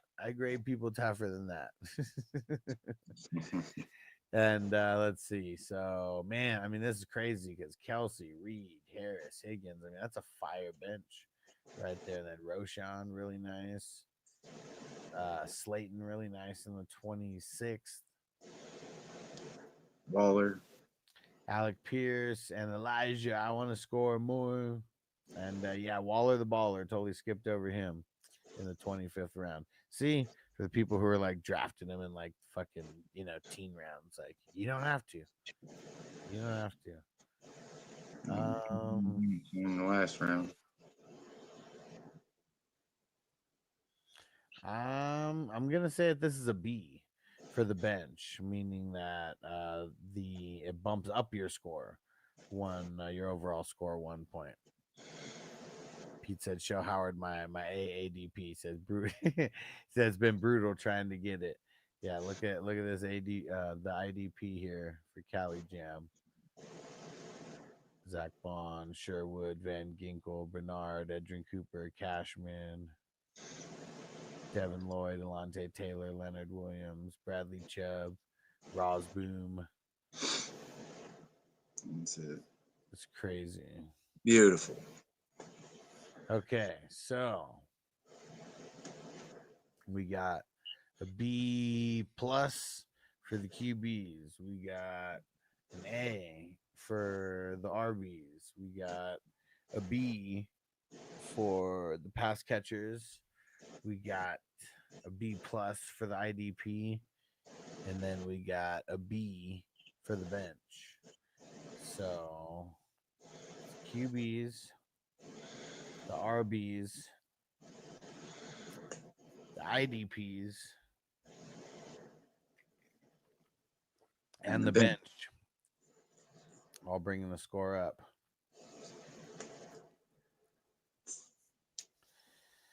So let's see how this is going to break down. That's a 90. Dude, I think it is. I think this is the first one. And it's really just because of, well, hold on, but you didn't get 3 A's though. You got to have 3 A's. Like, even though that the score adds up to that, you got to have 3 A's or it's not going to be. So that's the one thing. It was lacking. Like, one other thing needed to be like an A. But this is an 89. Yeah. This is an 89, and it's a really good team. It's one of my better ones. And I don't know why everyone doesn't take advantage of doing the backup. Sometimes, people are gonna snipe you, but it makes the grade better. It looks better on paper, And I feel like I added those extra 5 rounds this year because it is, it's in your best interest to get some type of insurance. Everyone needs to figure out what type of insurance they're going to get, whether it's running backs, whether it's your backup quarterbacks or whatever. But I mean, you have multiple, rounds that you should be using on some kind of insurance. You'll have to figure out what is important to you though. Yeah. And what Crispy say, he said, I think I told you already, my brother was a priest and a deputy, right? Dude, double snitch. And they said to my brother, "You're going to burn in hell." And you're just like, yeah, I'm going to smoke this weed. And Brian, what up, Snoop da Whoop? He said, it's late. What's going on? Man, we just got done grading everything. We're going to get ready to shut this down right now. Got to get up out of here. And Howard said to get to the QBs after 3 RBs and then get Adams. Damn, bro. Yeah, should have got Tyreek Hill, though. I'm so pissed that I did not get Tyreek Hill. If I'd have got Tyreek and then Adams would have made it back around, I'd have got a first A. Yep. I would have got a receiver.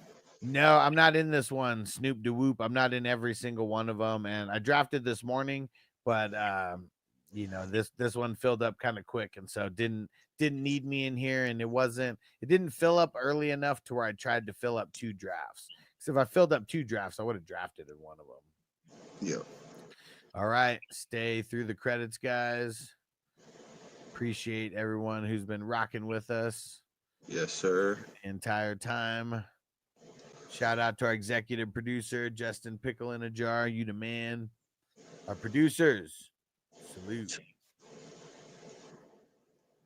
Co-producers, salute. Our associate producers, salute. It's my name right there. Epic supporters, salute. Awesome supporters, salute. Everybody in the chat, hell yeah. And Brian said draft tomorrow with y'all. Hell yeah, you're drafting in the Sunday night one, right? Yeah, we might have 2 of those going on. So I mean, maybe I'll just jump in the first one. We'll see. So I can draft in the same one that you're on.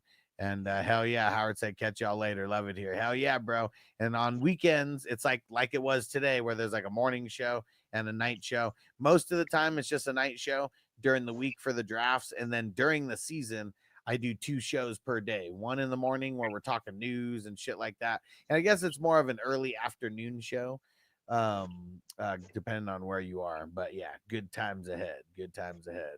Don't you do it, bro. Don't forget our 420 crew Chaos League's coming up. Hell yeah. We're going to be doing weekly best ball drafts. This is going to be super fun. And okay, I'll throw and Pete said link tomorrow's draft. Hold on. Here we go. So tomorrow morning draft is where the fuck is it? The tomorrow morning draft is the Back to the Future 3 draft. So that's going to be a fun one. That's the morning draft or early afternoon draft. And the evening draft, that one is Face Off, another one of my favorites. And that one is coming here, Sunday evening draft. Yeah, join up because the weekend drafts fill up a little bit faster. And I mean, we might fill multiple night drafts because we already got people that are in the Sunday night. Brian, Snoop DeWhoop, and our man Johnny Mittens. They can only draft on Sundays, I feel like, I think because of work or like something, whatever, scheduling. So they already jumped in. All right. Mark, appreciate you, bro. Yes, catch sir. You later. Everybody in the chat, we'll catch you tomorrow. Peace out. Peace out. Defense on me. I don't want them to gain another yard. You blitz all night. If they cross the line of scrimmage, I'm going to take every last one of you out. You make sure they remember forever the night they played the Titans. Here comes the